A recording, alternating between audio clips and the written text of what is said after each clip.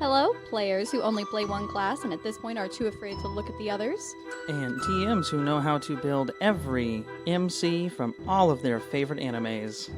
Welcome to Table Talk. I'm Maddie Conway. And I am Robert Lopez.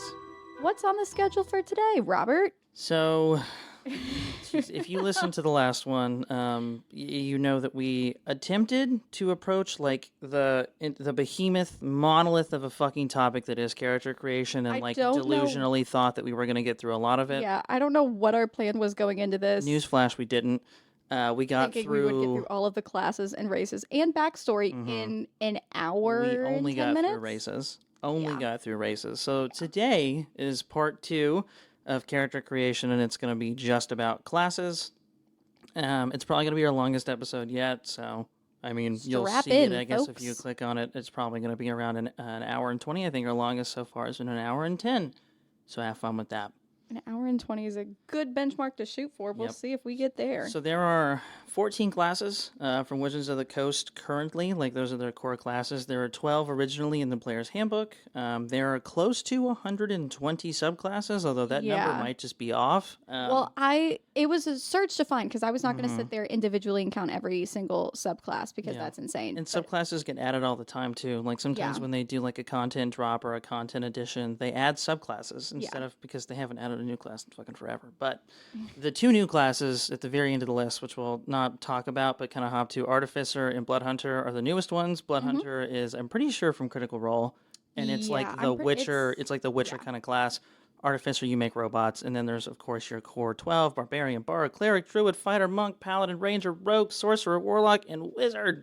What is a class anyway? A class is basically what type of character you are. So you've chosen your race, you know what race your character is, but a class is going to tell you how you function. Like, if you use magic, what type of magic do you use? Where does that magic come from?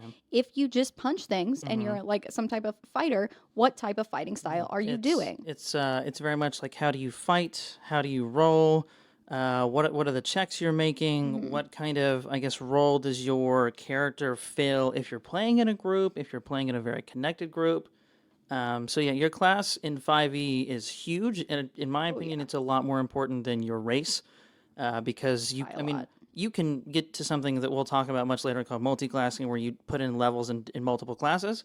But for your first time through, just do a regular class. I promise you it'll save you a headache. Yeah. But your class literally determines how you play for the rest of the games. Yeah. So if you have a nice DM or just a lenient DM, like I like to be, I guess in theory, if you get 10 levels into a class and you're just absolutely fucking hating it, just ask for a hard reset and maybe do like a little character thing, like a respec and like a Skyrim or even a just like your character just has like a come to God moment, and it could literally be a come to God moment because some of these classes have to do with like religion. I'm switching from Barbarian to Paladin, which is not that, honestly, not that much of a difference. But, like, I want to follow Jesus now. Is Jesus in? I'm sure 5e? There's an equivalent of somewhere. I mean, now that they've clarified that 5e has multiple planes and realms, I don't think Jesus is like a part of their official Imagine just being like multiverse Catholic in the D&D universe. You'd get fucking punked so fast, dude, if you were like, listen, man, this guy who got nailed to a cross and lost is going to come back and save us all. You would get fucking pwned so quick. That so many sounds other like people. a D&D. Like, that could fit into the universe. It does, but like outside of, I mean, we're not going to get into religion. I have so many thoughts, but like at least, like, I don't know, a fucking boar god in D&D Theros is going to give you like a bonus to your AC or your strength or whatever. Or you can call on them in like a moment. Unless you fucking believe in miracles on like real world Earth. What is Jesus doing for you when you're about to die? Okay. Now, what's he doing, though? Does he give you pluses to AC? Does he make your skin thicker? Does he make you hit harder? Like, I guess if you believe enough in it, right? But that's every religion in D&D. So it'd just be interesting to see, like, where his niche fits in. No, if anyone is I'm sure someone has homebrewed that. Yep, so first up on the docket, Barbarian. Barbarian. So there are 8 Barbarian subclasses. We're not really going to get into the Barbarian subclasses. 8? I don't even know that. Barbarians, we wrote like little descriptions on our notes of like an overview of like what the class is. And for Barbarians, we have hit things hard, be hard. Yep. Barbarians are big, strong. Well, I mean, they don't have to be big, but they are very strong. They're beefy, and they have like the kind of defining feature that they have is they're a martial class, so they don't really use magic, and they have something called a rage, where when you go into a rage, and reckless attacks. yes, so when you go into a rage, it lasts for I believe a minute. And you get advantage on strength checks, strength saving throws. You get to add bonus damage die, and you get resistance to bludgeoning, piercing, and slashing damage, which is like in my mind the biggest perk because you're basically. I mean, rage is what makes the barbarian class, along with the reckless attacks. So when you're a barbarian is going to be a tank of the party. So that's going to be the person kind of on the front lines doing the most physical damage or like taking the most physical damage. When you're in a rage and you're taking half of whatever damage is being dealt to you, that's fucking amazing. It is crazy to just like say, nope. Yeah. No, you. And then I think you also already get like kind of a bump to your AC from being a barbarian. And then the way that barbarians work and the way that some of these classes work is you have to choose a subclass.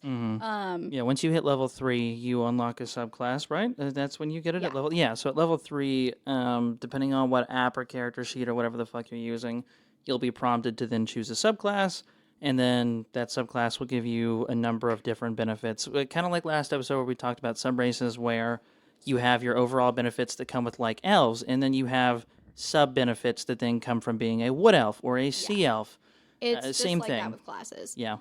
So you'll get to choose different ones, and it's basically just kind of like the flavor of your character, and where like it's a little less magic with a barbarian because barbarian's a martial class. Yeah. But and they have more like magical oriented barbarian classes where it's like there's a wild magic barbarian, which I've had this character in my back pocket, and I'm gonna play her eventually.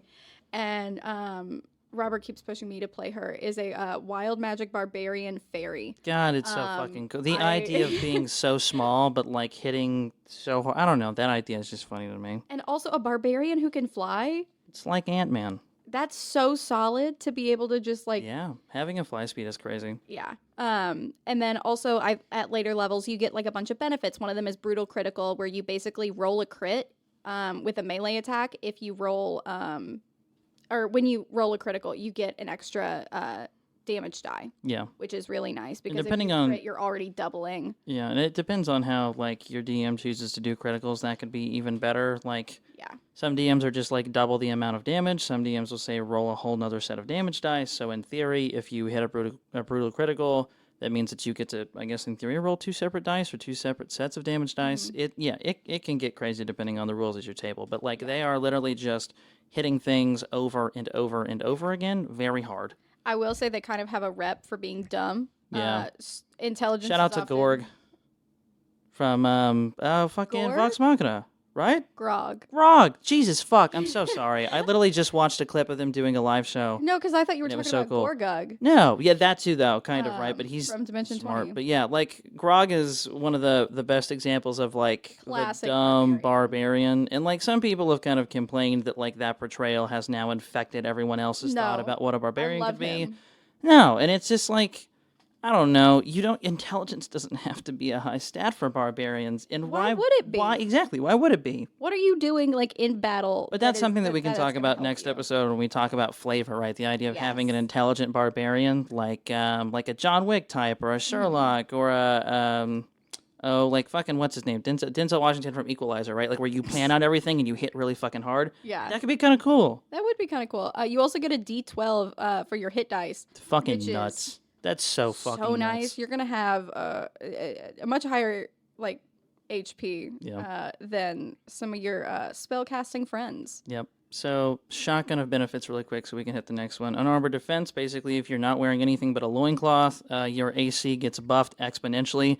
This is one of the only times where your constitution modifier matters as a barbarian. If you're not wearing anything, at least armor-wise, you not only get to add your dex modifier to your AC, but your constitution modifier, which is really nice. So nice. It actually gives you a fucking reason to dump points into constitution. Yeah. Reckless attack, it basically just means that you get advantage on your first attack of the turn. You can decide to attack recklessly again and again.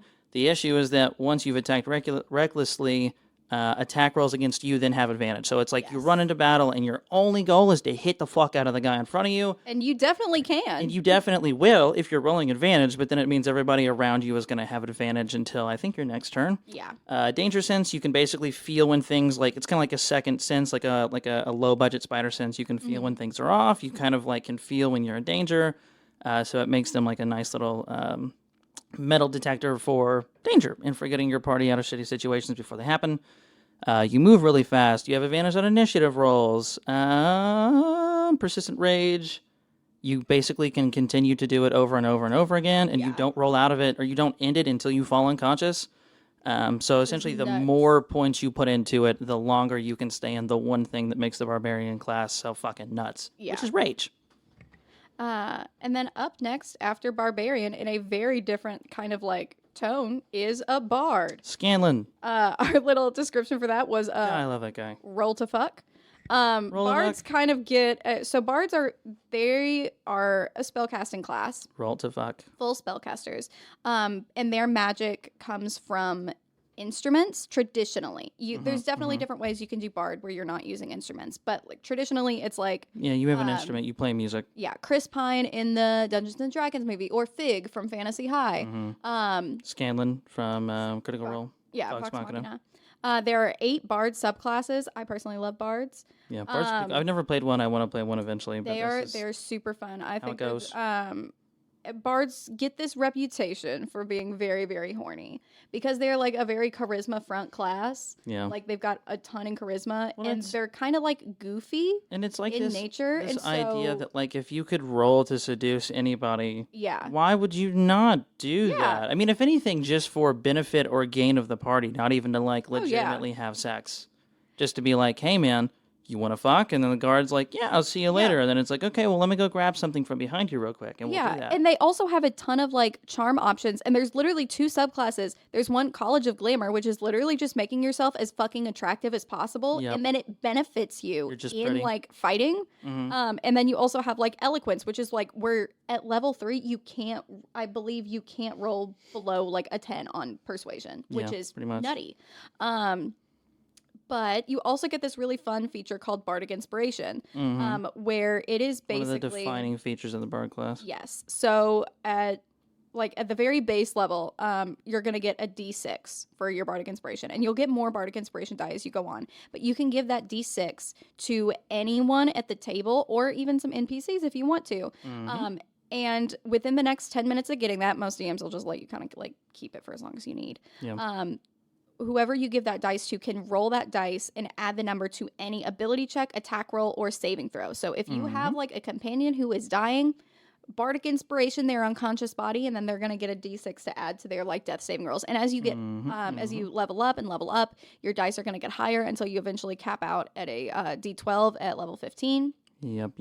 And then you get to use that a number of times equal to your charisma modifier, which is, if you're playing a bard, should be pretty high, which is really nice. You also get some pretty decent healing options. You've got Song of Rest at 2nd level, which you do like a little song for your companions, and then you get to like roll a d6 at 2nd level, and then that also gets higher and higher.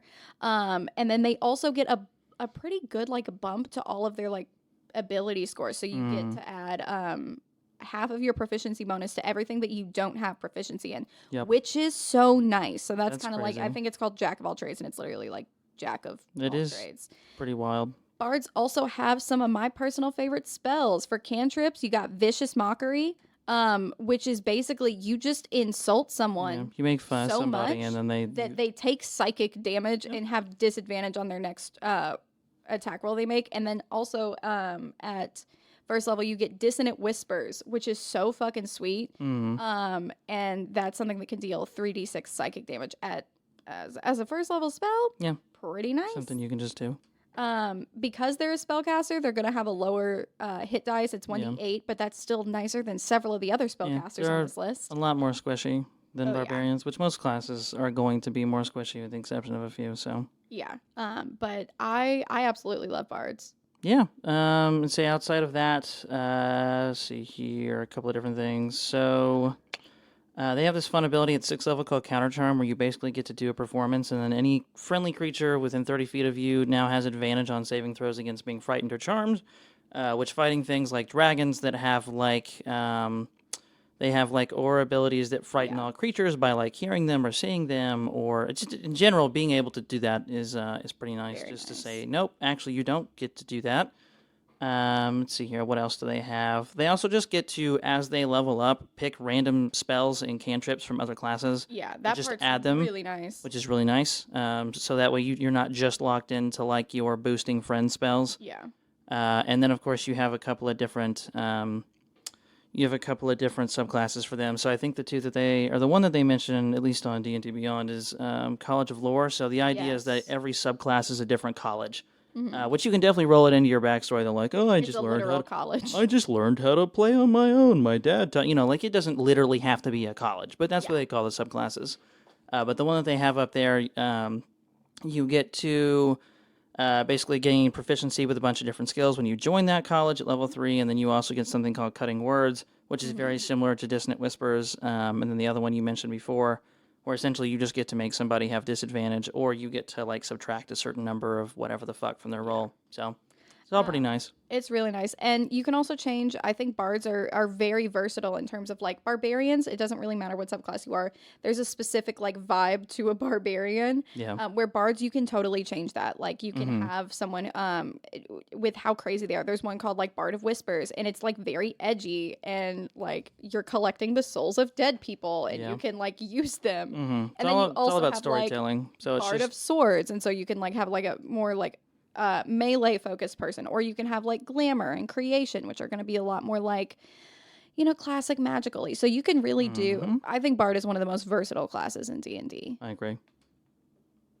Next up is Cleric. Cleric. Oh, that's still me. Still you? So cleric has an ungodly amount of subclasses. Cleric has a lot. There are 14 subclasses for clerics. Jesus Christ. Yeah, they heal people and they're religious. Crazy. What was the little? Literally holding the party together. Yeah, clerics are kind of like the main healing race. They're like the de facto healer when it comes. Like if you just need somebody in your party that's just going to keep people alive, cleric has the most main line into that. Yeah, 100%. They're another full spellcasting class. I think wisdom is their primary like modifier or like ability or whatever. Yeah. Their spellcasting modifier. Are oh my gosh, how do you like their magic comes from a god or a deity that they follow. It doesn't have to necessarily be good. There's plenty of domains that are like death, dying, grave. I think those God are of like famine, all God of 3 different pestilence. ones. Yeah. So it can be bad people. But their powers come from deities, from holy or from holy or demonic sources, whatever. Like it doesn't really matter. All of their power comes from something religious, generally speaking. Which there's another class on the list that's the same as that we'll talk about in a little bit, called the warlock. It's just where warlocks have to make a pact and then get magic. Clerics just kind of pray. follow. Yeah, they follow a god and they worship, and then that's where a lot of their like divine magic comes from. Yes. But like what Madison was saying, truly the list of gods and like motivations that you can choose from are endless. Limitless. Like there's one god that comes to mind. I can't think of her name, but she's in Theros and she's like the god of pestilence. But part of her thing is that a lot of people choose her as a healing deity because she not only likes giving people plagues, but she also likes curing them. Yeah. And so your whole thing as a cleric for that then could be like, I'm going to slip somebody a potion to make them ill, and then I'm gonna cure them. Yeah. And now I'm gonna get a bonus thing because like I'm doing things for my god. There's like a name for that, which is like the hero complex thing. Yeah, where you're like you almost. Well, you talk about like the people to nurses save that them. like used to that kill or like people, firefighters. poison. Firefighters, there's a lot of them where they set fires and shit. Yeah, where the statistic is that like there's more firefighter like pyromaniacs, people Arsonists. arsonists than there are like normal people that do it because I mean you get to make your own job. Yeah. So like why not? Clerics also have a bunch of good proficiencies. They get proficiency with light armor, medium armor, and shields, which is pretty nice because most classes you really only get proficiency with get to use a lot of 1 or 2 different of those. And you also get a shield when you as your starting equipment, which is nice. They've got access to so many good spells. You've got Revivify. You've got oh my gosh.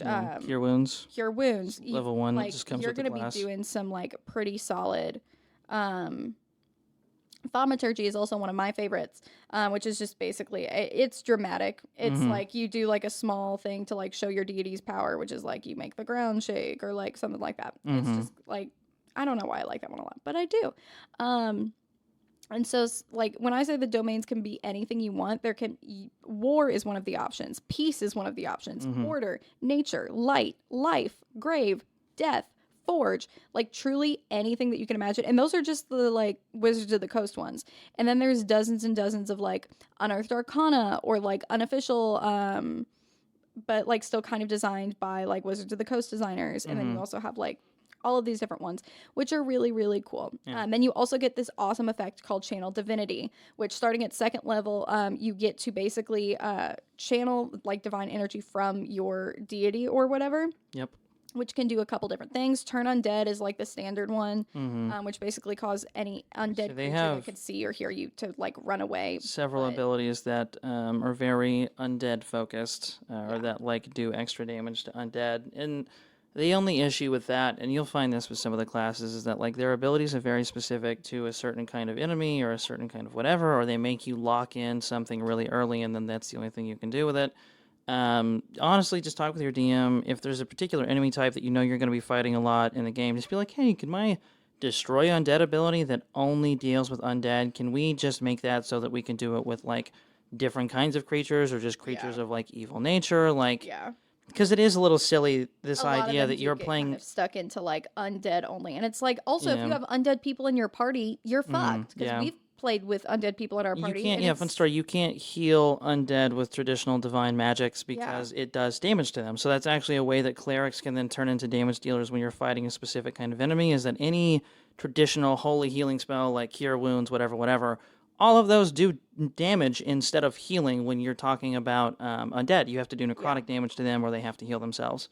Yeah. So it's a little bit of a fucking stupid lock-in for a class, but truly just talk with your DM and work it so that it's not detrimental. If you're playing in a party full of undead people, I would not suggest cleric simply because you're not going to be able to like, heal anyone. But Channel Divinity also has like, you can up some damage dealing. For Tempest Cleric, you basically do max damage on any thunder or lightning spell with your Channel Divinity, which is crazy because if you're up there with like Chain Lightning, you're going to be doing some serious damage. But basically, like 5th level, you've got Destroy Undead. So if an undead creature fails its saving throw against Turn Undead, it's destroyed. It's just straight up dead. Just obliterate undead. It's just dead. That's all it is. And then you can also like straight up pray and just ask your deity to intervene. And then, like, your DM will assign, like, a DC or a dice or whatever, and then you'll roll to see if the thing happens. Like, obviously, the crazier your ask, the bigger the dice and the harder the DC. Yeah. But if it's just like, I'd like to heal 10 points so I don't die immediately, okay, we'll call it DC 15. Give me a wisdom saving throw or a religion check, and we'll see what happens. And then, ta-da, you've been healed. But clerics are a really nice class. You can go like more damage dealing with them, or you can go more healing. There are a lot of different features where you can dump spell slots into dealing extra damage when you land an attack roll, which is something that the paladin also shares, but tends to lean more heavy into. So like at the beginning, you are kind of locked into being a healer, but once you hit like level 6, level 7, they start giving you more abilities based on your subclass to pour spell slots, unused spell slots into damage. So it's nice. Okay, now it's me. Druids. So tree huggers and fuckers. They're exactly what you think of when you think of a druid. What's her fucking face from the D&D movie, the owlbear chick? Oh my god. Yeah, she's What's got a her name. She's got a name. She turns into an owlbear. She also turns into multiple different animals during the movie, which, fun fact, as somebody who's played the game, shout out to anybody else that has also played the game and knows how the druid class worked. That bitch shapeshifted like 17 times in one scene. Her name's Doric. And that's so fucking silly because every single switch is a different use of the ability, and she was just like making the switches like that, like instantaneous, But it was cool as fuck. It was cool. It's just funny to sit back and look at it and be like, wow, that is so many separate actions, and you would have been out of wild shape centuries ago. Yeah, but the scene where she's like running through and she like ducks into like a suit of armor and then they see her and then they're like chasing her and then she turns into a little mouse and like runs out. Like, it was so sick. She also wild shaped into an owlbear, which isn't in the rule book. But also, you know what? People who are like judging the movie to that T, get fucked. Like, it's a movie. Have fun. I enjoyed it A lot of people enjoyed it. Yeah, so It's druids fine. druids gain their powers, their spellcasters by trade. Their power also comes from kind of like a more like holy or like deity based source, but it's usually just something revolving around nature, like gods of the old faith or god of the wood or like a Gaia type deal. Like all of their abilities come essentially from their drive to not only protect nature but to use it and to wield it. And so there's really kind of like an endless amount of, I guess, sources you can assign a druid in terms of where they get their powers. But they have a 1d8 for hit dice, so not super, super high. They also spellcast, I'm pretty sure with wisdom. Let's make sure I'm getting that right. Yeah, with wisdom, they come with light armor, medium armor, shields. So you kind of have kind of a nice range there. You can use a bunch of different weapons. Let's see here. You can also speak secret language of druids called Druidic, which is kind of, it's in the same Like vein thieves' as like cant. a thieves' cant type deal, where like it's a class that gets its own separate language that will only be used because you picked that class. Yeah. If it gets used at all. Yeah, if it gets used at all. It's a weird thing that they keep trying to insert with like the weird language that comes with the class, and it's just, if your DM wants to roll it in, they can't. But their main thing is they get wild shape at 2nd level. They also get to switch out their spell slots every day. Like every long rest, they can switch out what spells they have prepared, which is Yeah. We'll talk very more about nice. switching out spell slots when we get to Wizard, who's spell slots galore. But basically, at 2nd level, you can wild shape, and your rules on wild shape are going to deal with something called CR, which is like challenge rating based on creatures. So at 2nd level, you can't wild shape into anything that is higher than 1/4 CR, which is fucking insane. You also can't pick anything that's flying or can swim, and an example is a wolf. Wild shape is really only locked in based on 1, what your DM will allow, and 2, the CR of a creature. Generally speaking, the higher CR a creature, the bigger it is, the more destructive it is, the higher health, the more abilities, blah, blah, blah, blah, blah, blah, blah, blah, blah. Like an example, like a CR 25 is something called a Tarrasque, which is basically just like a world-ending like T-Rex looking motherfucker that just walks around and stomps on shit. I love that there's dinosaurs. There's and like Dungeons no and additional Dragons. ability to this That thing shit is so funny. other than it is just insanely powerful and has a ridiculous amount of health and power, all the way down to a 4th CR, which is something like a wolf. But like once you hit 8th level, you can pick things with flying speed like an eagle. So that's when you can like really start making use of shape shifting into things that'll actually get you into different environments and so on and so forth. Your statistics, all of that. You lose everything when you wild shape, though. You only get what comes with that creature. Yeah. No spell casting. You can't speak unless that thing can speak. Your equipment can either merge into you or fall down. It's up to you. But that's everything you do as a druid is going to revolve around your wild shape, generally speaking. Yeah. From there, you can improve your wild shape with wild shape improvement at the 4th level. You basically can take the action to assume the sort of, I don't know, like the beast that you've seen before, and then you can do it more as well. So at 4th level, you can do it twice. Let's see here. At 2nd level, you have Druidic Circle, so you can basically identify a circle of druids, which are like the little things on the ground, and they look like sacrificing whatever the fuck. You know one if you see one, and then you can get different benefits for that. You get an ability score improvement like a lot of other classes once you hit certain levels. At 8th level, once again, you wild shape improve, so you can pick things with a swim speed and a flying speed. At 18th level, you essentially age slower, which is just kind of an interesting thing to get at the 18th level as part of your class ability. Yeah. Basically, for every 10 years that pass, your body only ages once, which I guess could be kind of cool if you're fighting something that's using like an aging spell or something that deals with your age, and you're like, It's cool, but haha, it feels more I don't flavory really than it age. does, like, Yeah, it's more of a mechanical. flavor thing and less of an actual class feature. Yeah. Let's see here. Yeah, that's pretty much it. They're all about nature. So your subclasses are going to deal with what kind of nature you can use. So you generally kind of pick like what am I trying to say here? There are ones that allow you to move between trees, that allow you to like pass between plants and organic matter, which is really cool. yeah. There are ones where you can open portals in trees and then open a portal to another tree that you've That one communed with. was. That's actually really cool. That's in Yeah. Vox Machina. It can be really useful in a pinch. You They can't also be, have reincarnate, Yep. which is you have to come back to something when you die, which is really a cool. spell that comes in clutch, and it basically like if a creature dies, you get to bring it back. However, you can't control what race and like basically what body they come back in. That it's up to DM discretion or rolling on the table. Yeah. So a lot of your subclasses are going to deal with like what kind of elements in nature do you use? Is it more elemental? Is it more animal? Is it more plant? Like they've got Good Berry, which is also in a spell that will like add some healing and stuff. So druids can do some like pretty decent healing. Yeah. And then your circles. So I mentioned the druidic circles earlier. You basically get to pick from a fucking litany of different places. So Underdark, Swamp, Mountain, Grassland, Forest, Desert, Coast, Arctic. Each one of those is going to grant you a different spell once you actually use the circle. So druids are also one of the most customizable classes in my opinion, because you can land into just full-on fucking damage by really improving and buffing your animal, your wild shape, or you can be like, I'm going to commune with nature and use plants to like wrap people up with entangle. And do that. Or you can be like, I'm going to use lightning and earth and be a fucking airbender from Avatar and just beat people up with elements. One of my favorites is in one of the seasons of Dimension 20 called The Seven, which is one of my absolute favorites. I cannot recommend it enough. There's a character who Erika Ishii plays, and they're a Circle of Spores druid. And so they're like very mushroomy, like very fungal, like sick fucking character. I love her so much. They're quite a bit of fun. Next up is going to be the fighter.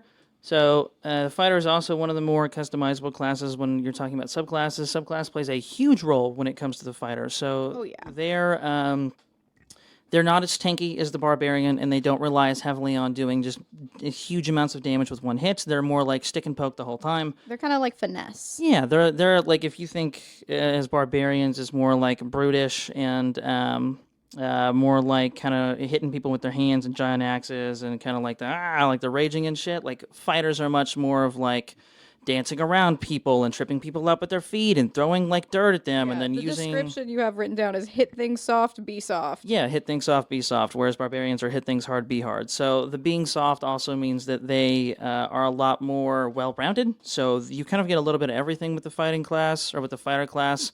And really what makes them special is you have Action Surge. So with barbarians, you have Rage and Reckless Attack. With Action Surge, essentially what that means is that you get a whole another action. You usually are going to use it to attack people.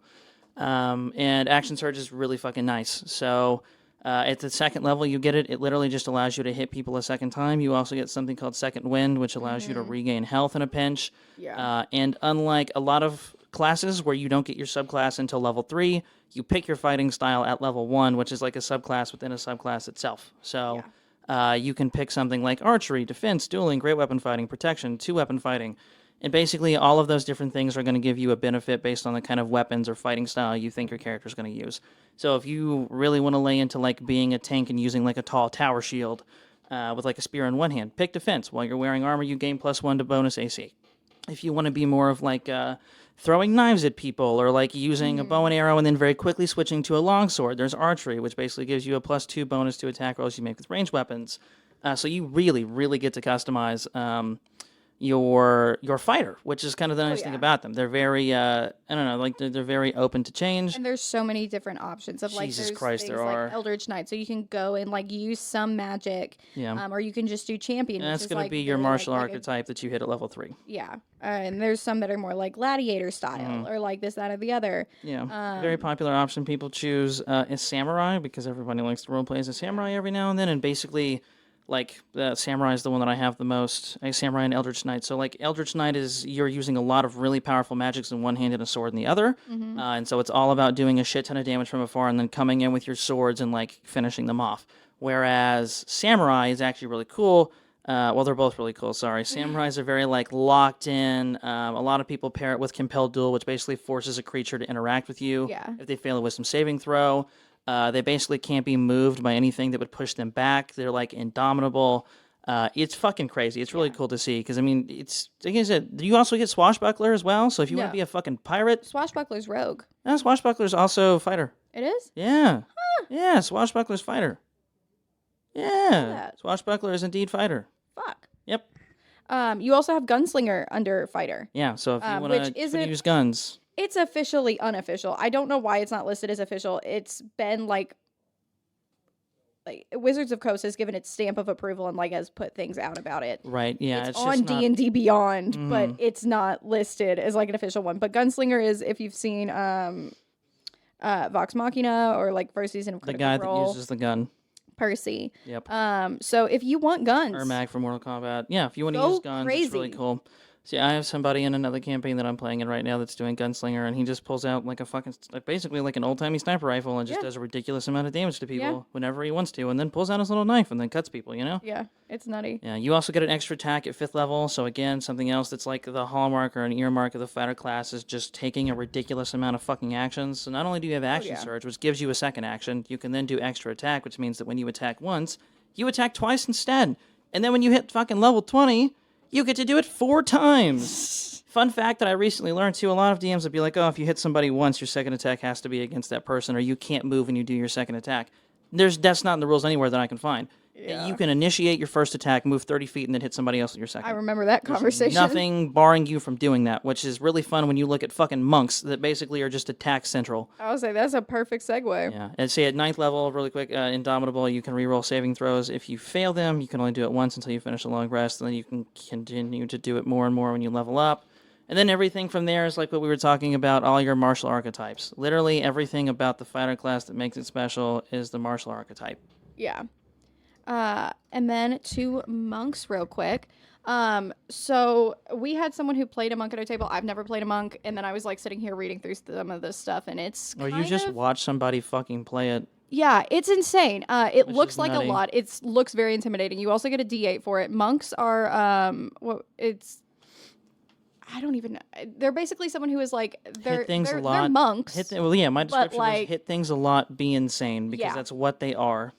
So you don't get any proficiencies with armor because you get unarmored defense. So you're going to get same your thing AC Barbarian has. 10 plus Dex plus Wisdom, Plus which is going to wisdom, be higher which is for cool. monks. And then on top of that, you're also going to get bonuses every time you're unarmored. So if you're Mm-hmm. unarmored, you can use Dex instead of Strength for your attack rolls and damage rolls. Your unarmed strikes are going to do a D4 damage, Yeah. and that's just going to keep getting higher and higher as you like go further. And when you attack as an action with an unarmed strike or like a monk weapon, you get to make another as a bonus action. And then on top of all that, you get these things called key points. So you can burn to do it again. Yeah. So key points, you'll get like a certain number of them, and then you can use them to do different things. So there's like 3 main things that you can do. So flurry of blows, which is after you take the attack action, you can spend a point and get 2 unarmed strikes as a bonus action. So if you are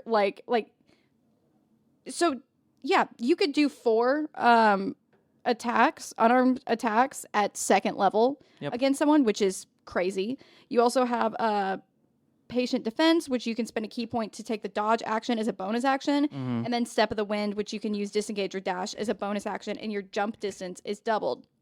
You also get unarmored movement. So if you don't have armor on, you just keep getting extra movement every time you level up. Yep. Which is crazy. You can just move really fucking What is it fast. maxed out as? Is it I plus? think it's Scroll back up. 90 maybe? I couldn't tell you. It just keeps Plus getting crazier. 30 feet at 20 level on top of so like you your can move base speed. So 60 feet. And then if you in a take turn. dash action, you can then make that 120 feet. Yeah. And then also like can at just 9th level, cross you map. can just like walk on water and like walk up walls. Like that's not magic related. And then of course you're also going to choose your like monastic tradition. So that's going to be It's your subclass. yeah. My personal favorite is Way of the Drunken Master. I think that's really fun. So they also have Way of the 4 Elements, I think, where you basically just get you are Avatar, the last Yeah, Airbender. That's pretty the much. whole thing. At 3rd level, you can deflect missiles. Like Yep, you or can catch them. you can catch missiles, and then you can also use a key point to just throw it back at the person. And a missile is loosely defined as you being hit by a ranged attack. There is nothing in this description that says what a missile can or cannot be You as can long as catch it's a bullet. fired at you. You could catch a bullet, you could catch a cannonball. As long as it comes from a ranged weapon, you can catch it. Which is crazy. At 4th level, you can just say no to falling damage. You can just say nah, And then just you can like by the way, you can take that reaction when you catch it and throw it at a motherfucker. Yeah. If your damage is so when you catch the missile, if the damage you take from it is reduced to 0, which most of the time it's going to be, you can then take your reaction and then throw it back at the motherfucker at the same speed they threw it at you. It's fucking insane. And then you also have got Stunning Strike at 5th level, and these are like very low level abilities, by the way. They give you a lot really quickly. Slow fall. when you Whenever hit you another fall, you reduce the amount of falling damage you take. That's what I was just talking about. And when you hit another creature in Stunning Strike, You can use a key point. They gotta succeed on Constitution saving throw, or they're just stunned. Yeah. You can evade. They've got evasion very similar to like rogues, where it's like if there's a area of effect spell, they can like kind of like dodge out of it. You at 10th level immune to poison and disease. Yup. It's just it, and then you also like timeless body 15th level. You can no longer suffer from old age. You can't be aged magically. And you also no longer need food or water, which is a fun little addition there. It's so fucking annoying. I mean, food and water's rarely rolled in anyways, but like, it's just fucking. Why would you add that to anything? What purpose does that serve you, Wizards? Adding that to a class? What does that give you? It's crazy. Now I feel like I want to play a monk. 14th level, your Mastery of Key gains you proficiency in every saving throw, and then whenever you make a saving throw and fail, you can then spend a key point to re-roll it. I don't know how I missed that. That's insane. Something else you missed that I think is also nuts. Key powered strikes. So something you'll find when you're fighting a really high level monster is that a lot of them will have resistance to non-magical attacks. So what that means is if you're not a spellcaster, if you're not using a sword that's magically imbued, or you're not, like, I don't know, casting a spell on your sword that then gives it a magical property, or just weapon in general, you do half damage. Well, Wizard said, if we're only going to let this guy hit people with their fucking fisticuffs, then we're going to make all their unarmed strikes count as magic for the purpose of overcoming resistance and immunity to non-magical damage, which means their fists become magical. They become magical weapons. I love that as a concept. Just because they're a fucking monk. I fucking love the word fisticuffs also, by the way. That is one of my favorite words fun. in the English language. Hey, this shit sucks. Do you have something you want to send in to make it better? Criticisms, topics you'd like to see discussed, or an advertisement you'd like to run? Maybe you even want to sponsor an episode. If so, shoot us a message at mc460@evansville.edu or DM us on Instagram at Crescent Magazine. Or we'll never get better like these fucking guys. Yeah. Very quickly, I'm going to talk about Paladins. They are single-handedly, in my opinion, the most broken class in the game. They have the damage ability, or the potential damage output of Barbarians.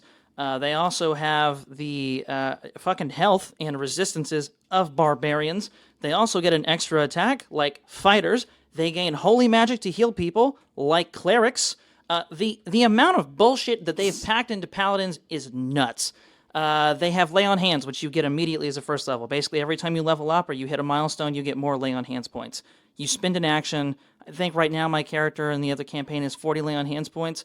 I can spend one action, dump all 40 points into healing somebody, and they automatically heal 40 points. There's nothing more to it. I hit a long rest, they come back. I can never tell if That you love just or gets hate bigger. Paladins. I love it when it's I'm on playing the them. I line. hate it when I'm fighting against them. So then you also get a fighting style like Fighter. Again, they just rip from everything. You get Divine Smite at the same level, which basically allows you to burn a spell slot and then do even more damage when you hit somebody. Or like banish them. Or like, send them to another fucking dimension. Which is ridiculous. Then you hit 3rd level and you pick an oath, and this is where Paladins get even more broken. So all those benefits I just told you about, you get those by leveling up, not by picking a subclass. Then you take an oath, which basically means, I swear to do no harm on such and such fuckhead's name. Or I swear to only beat up goblins because goblins are evil. And then guess what? You get a whole secondary set of benefits that basically gain you access to spells from different classes. AC buffs, damage buffs. I mean, you name it, you fucking get it. And then if you decide you want to break your oath, because that's a fun character thing, then there's also Oathbreaker. So don't worry, you're never not going to have a fucking oath as a paladin. It's required. You also get several aura abilities called like Aura Protection, where basically everybody around you gets your charisma bonus to their saving throws. Yeah. Which, by the way, paladins are technically spellcasters, which means their spellcasting ability is charisma. So they also just use one of the most broken stats in the game. Yeah. They To also be roll the charisma fuck. based means everyone fucking likes you. Like you can just roll. Everyone likes you. You could be the tank, you can be the spellcaster, the healer, and the face of the party. So you could be a one-man show fully. At 6th level, so basically at 6th level, let's say you have a +5 to your charisma saving throw, or a +5 to your modifier. That means anytime one of your allies is within 30 feet of you, they get a +5 to their saving throws. It does not matter what it is. That's crazy. Which is fucking ridiculous.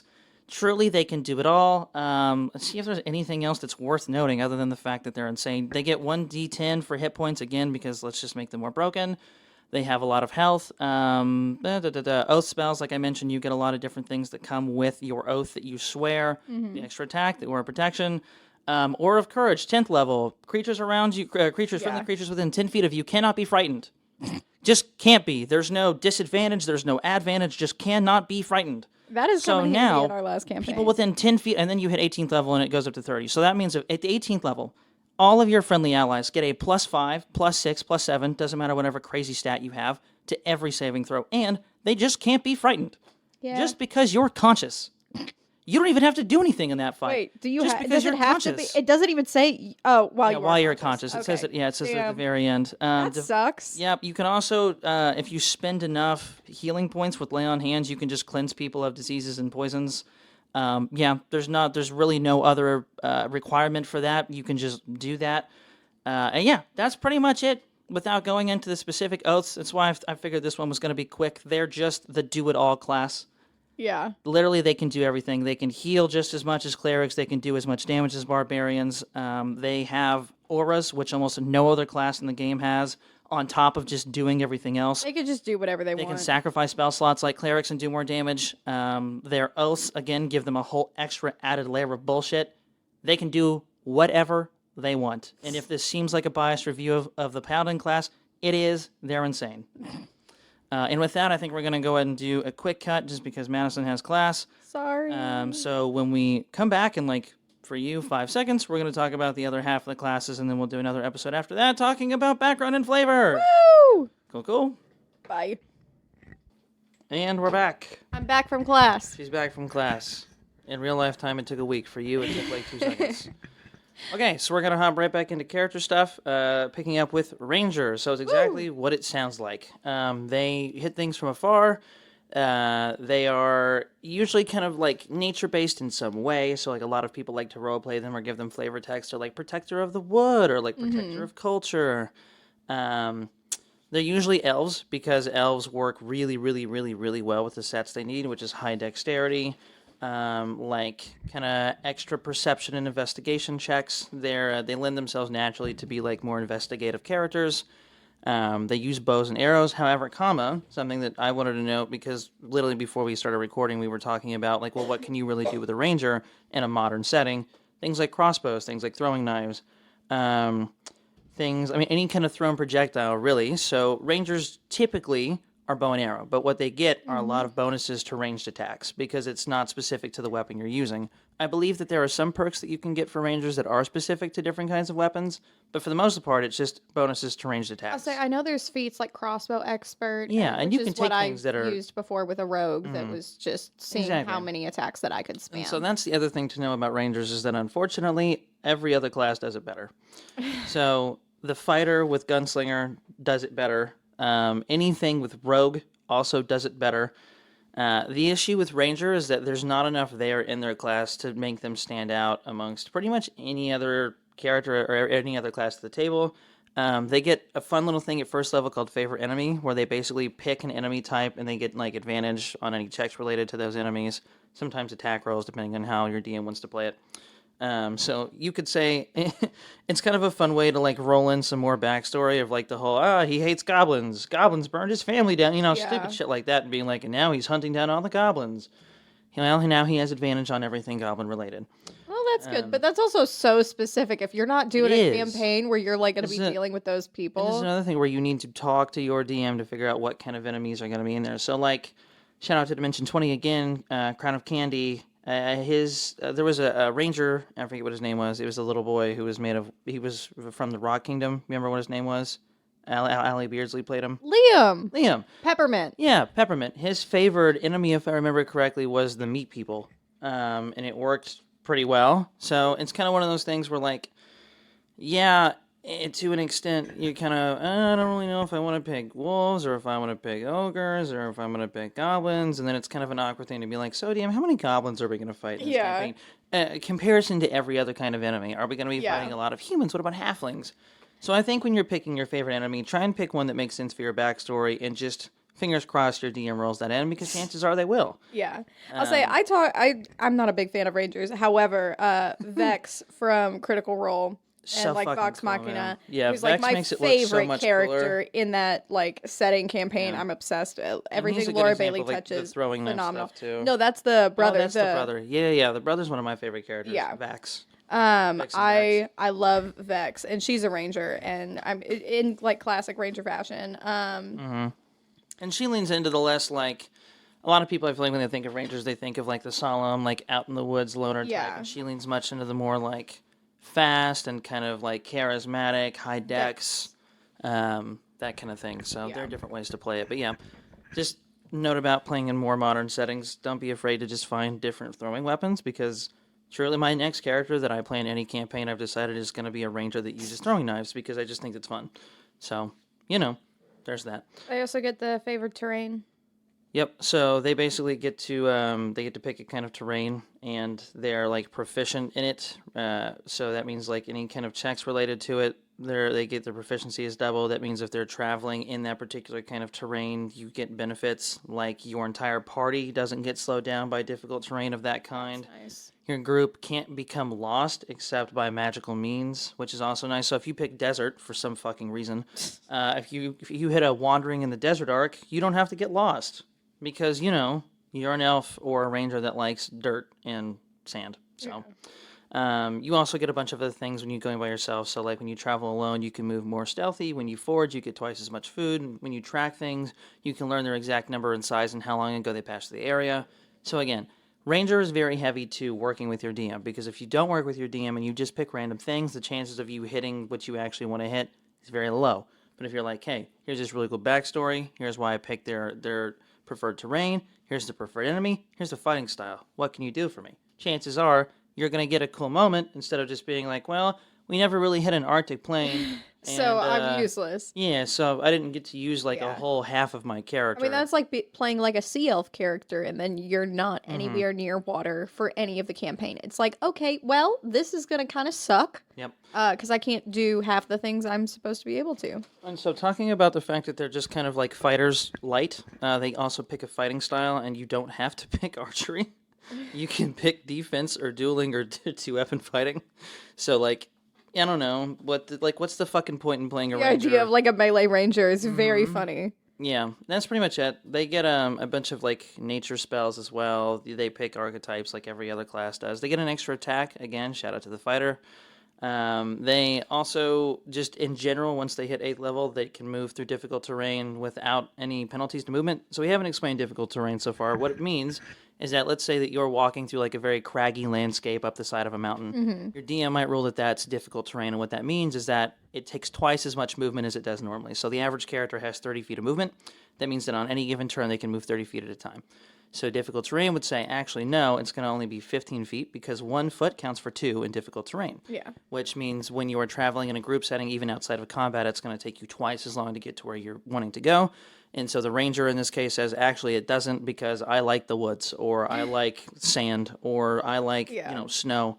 And so in that sense, it's pretty cool. They also get to take hide as a bonus action at the 14th level, which is pretty cool. And they can't be tracked, which is also pretty nice. That is nice. It sucks that they save that to the 14th level. Honestly, I feel like it should be something sooner because it's kind of like the hunter kind of deal. Yeah. But it's not bad.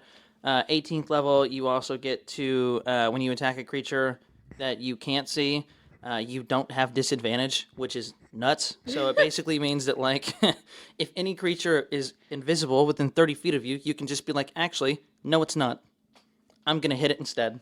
Yeah, that's... And that in and of that's crazy. If they give the class all of these perks before the 18th, like before 14th and leveling up, I would say it's a wonderful class to play. Yeah, because you can just, like, there's other things that you can do to kind of get that thing, which, shout out to the name, it's called Feral Senses, and that's very funny. And in my mind, every ranger, or the ranger has the potential to be a very anti-DM or anti-ambush character or class, because so many of its perks revolve around you basically saying, actually, no. Incorrect. This obstacle you've given me, try again. It's not there. It's not real. No, fuck you. And we've had one ranger, and he did, oh my god, I forgot he was a ranger. Yeah, no, Sam played a ranger, and he actually did crazy amounts of damage. It was really cool to see. But yeah, all of your subclasses for rangers are basically going to be like hunter, I don't know what any of the other ones are, but that's just one of basically every one of the hunter's subclass features has to do with like killing things of a specific kind and then getting bonuses. There's Hunter, Monster Slayer, Swarm Keeper, Horizon Walker, Gloomstalker, Fey Wanderer. So Gloomstalker is what Liam transitioned to in the second half of Crown of Candy when he started doing fuck tons of damage to everybody.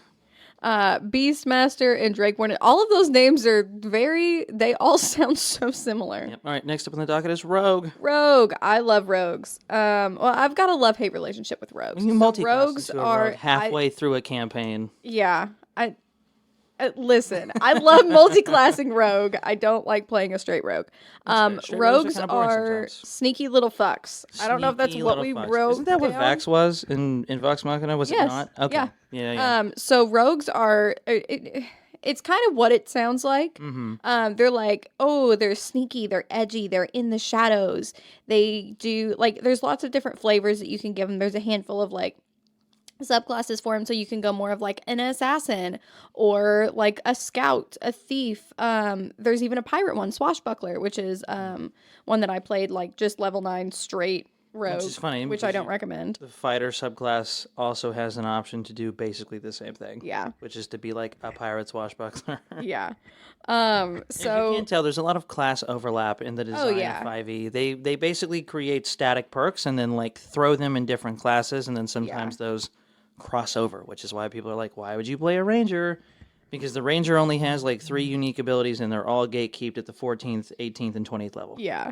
I'll say rogues are kind of similar to bards in a like jack of all trades kind of vibe. They get proficiencies with thieves tools, which is always going to be really nice. So that's going to be like, you're able to use those for just about anything that you can argue. That'll be good for picking locks. That'll be good for like sneaking in somewhere. Things like that. You get expertise at the first level, which you get to choose 2 of your skill proficiencies, at which you already at this point expert in. Like you get to start with 4 proficiencies as a rogue, and then you also get whatever ones you have from your race if you have one, and then 2 of those you get to have your proficiency bonus doubled. So that's you can basically guarantee also that at lower level that you're not going to fail. You also get something called Thieves' Cant, which is fucking useless.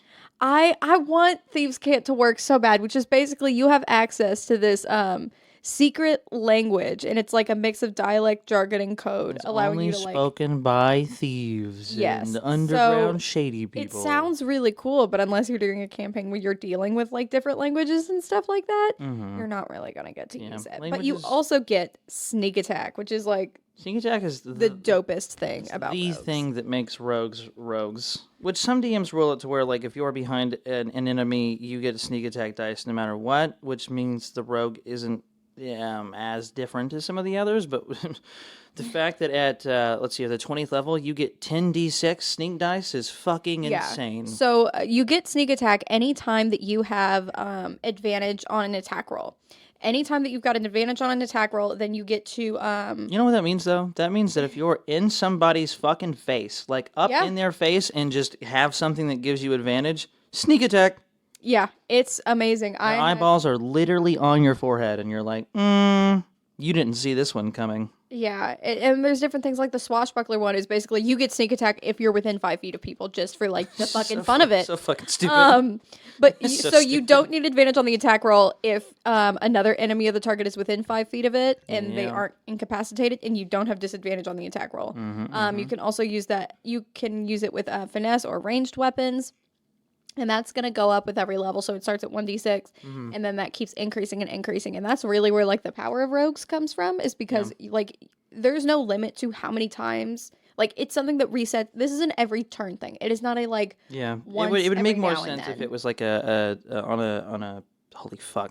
like, a burner mode where it's, like, you can only use so many times, like, equal to your thief level. Like, you can only sneak attack 10 times in a day, which that would be more than enough to kill literally anything you're trying to fight. Yeah, but like, no, every single turn. It's infinite as long as you can get advantage or find a way to give you advantage, which basically just means stealthing every combat, hitting somebody, bonus action hide, hitting somebody, bonus action hide. You just running around the map, shanking people in the ass and getting shit. It's amazing. Which, that's another thing, bonus action hide. You get cunning action at second level, which allows you to take a bonus action on each of your turns, but you can only use the action to dash, disengage, or hide, which are really the only 3 things you need to do as a bonus action Yeah, I when can't you're a think of rogue. anything else that you would Which even is, want to bonus I'm gonna action. come in, I'm gonna stab a motherfucker, and I'm gonna get the fuck out as quickly as possible because that's where your strength is gonna kind of come if you do from. dash, you just get twice your movement speed. Yeah. Or disengage, which allows you to run past people without taking opportunities of attack, which is awesome. You'll find that happens a lot when your DM doesn't want an enemy to die, but your party has just cornered them. Disengage, run past every one of you motherfuckers until a paladin takes a feat that says it doesn't matter and then hits you anyways. Yeah. Then you also have steady aim at 3rd level, which you can, as a bonus action, give yourself advantage on the next attack roll. Yep, there you go. If you don't move. There so you go. could just straight up like give yourself sneak attack damage. Yeah. Then you keep getting like you get uncanny dodge, which is if an attacker you see hits you with an attack, you can use your reaction to That is just the half the most damage. bullshit. And it's not a like that is also one that you can do every single time. It is not like there is no limit to that one, And which what's is really fucking stupid nice. about that is that it doesn't specify that it has to be a ranged melee attack. It doesn't No. specify that it's a melee attack. So that means if somebody hits you, specifically you, with fireball. Well, fireball, I guess you don't actually get hit because you're you making use saves. evasion and you get to Which is the dodge same out of the fucking way thing, and but do better. the same thing. So you you have can uncanny take, like, dodge no that damage. says somebody hits you with a knife. I'm going to use my reaction to half that damage instead. Okay, cool. That's fine. I'll hit you with a magical, like breath weapon Area of or effect ice spell. storm. Incorrect. 2 more levels up, evasion. They say actually you can dodge out of certain area of effects, which then does the same thing.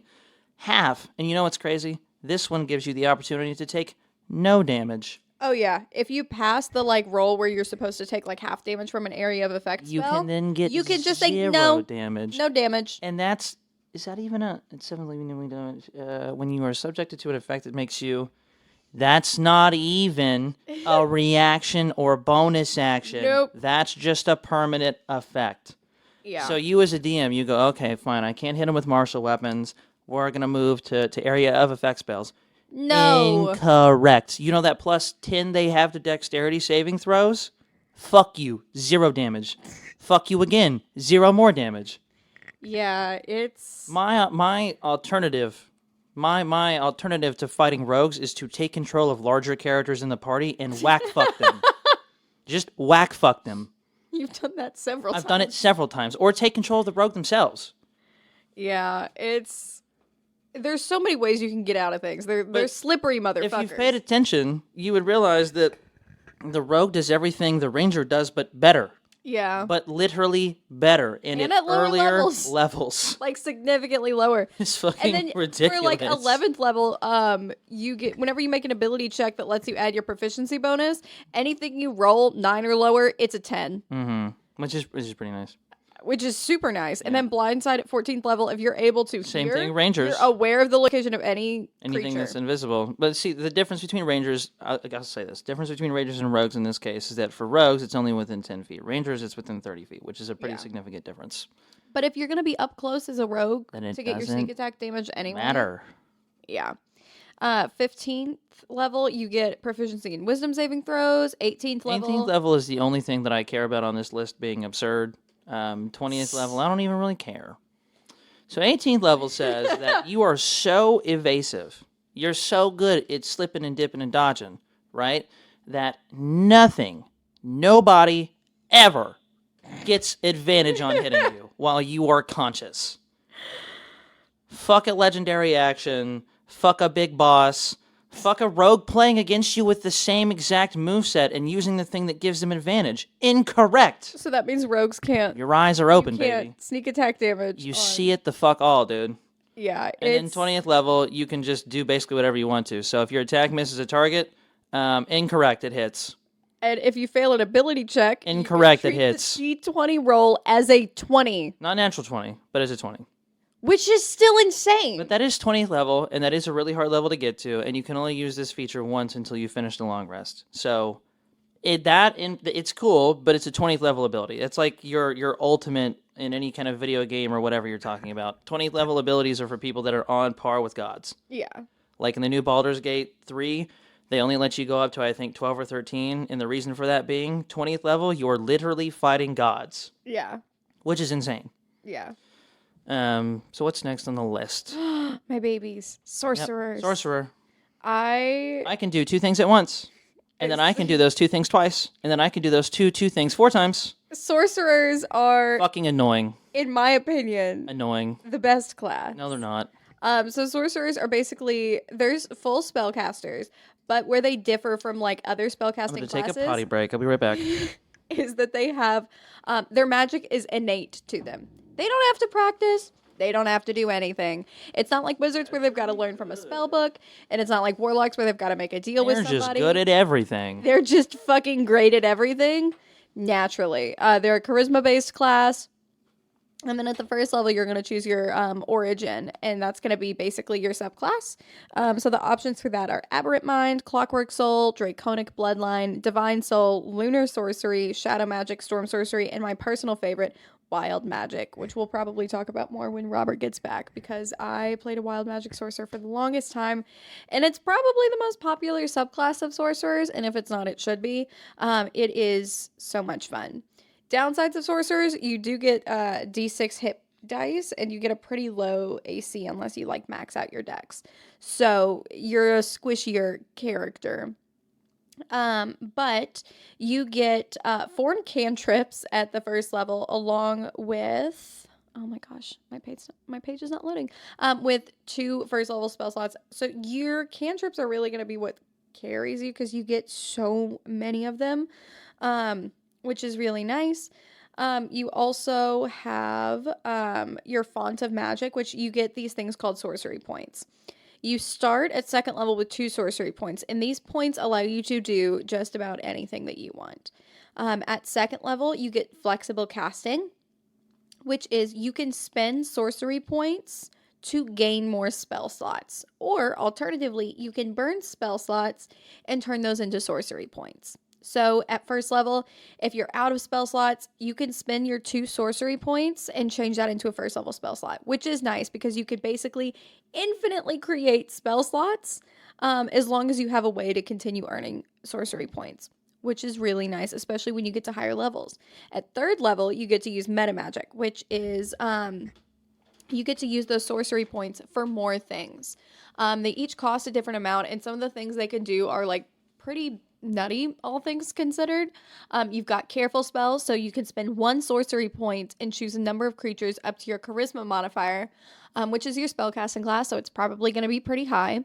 And you can cause that creature to automatically succeed against a saving throw for a spell. So if you're about to cast Fireball in a little room and you know that your teammates can hit, like your party members can take the damage, you can spend 1 sorcery point and say you've got a charisma modifier of 4, and you can choose those 4 people and you can get them to automatically pass that saving throw, which is really, really nice. Especially if you're going to be doing a big area of effect spell. Then you've also got distant spell, so you could increase the range that your spell has. Empowered spell, you can re-roll the number of damage die up to your charisma modifier again for 1 sorcery point. Sorcerers are basically just damage in a bottle.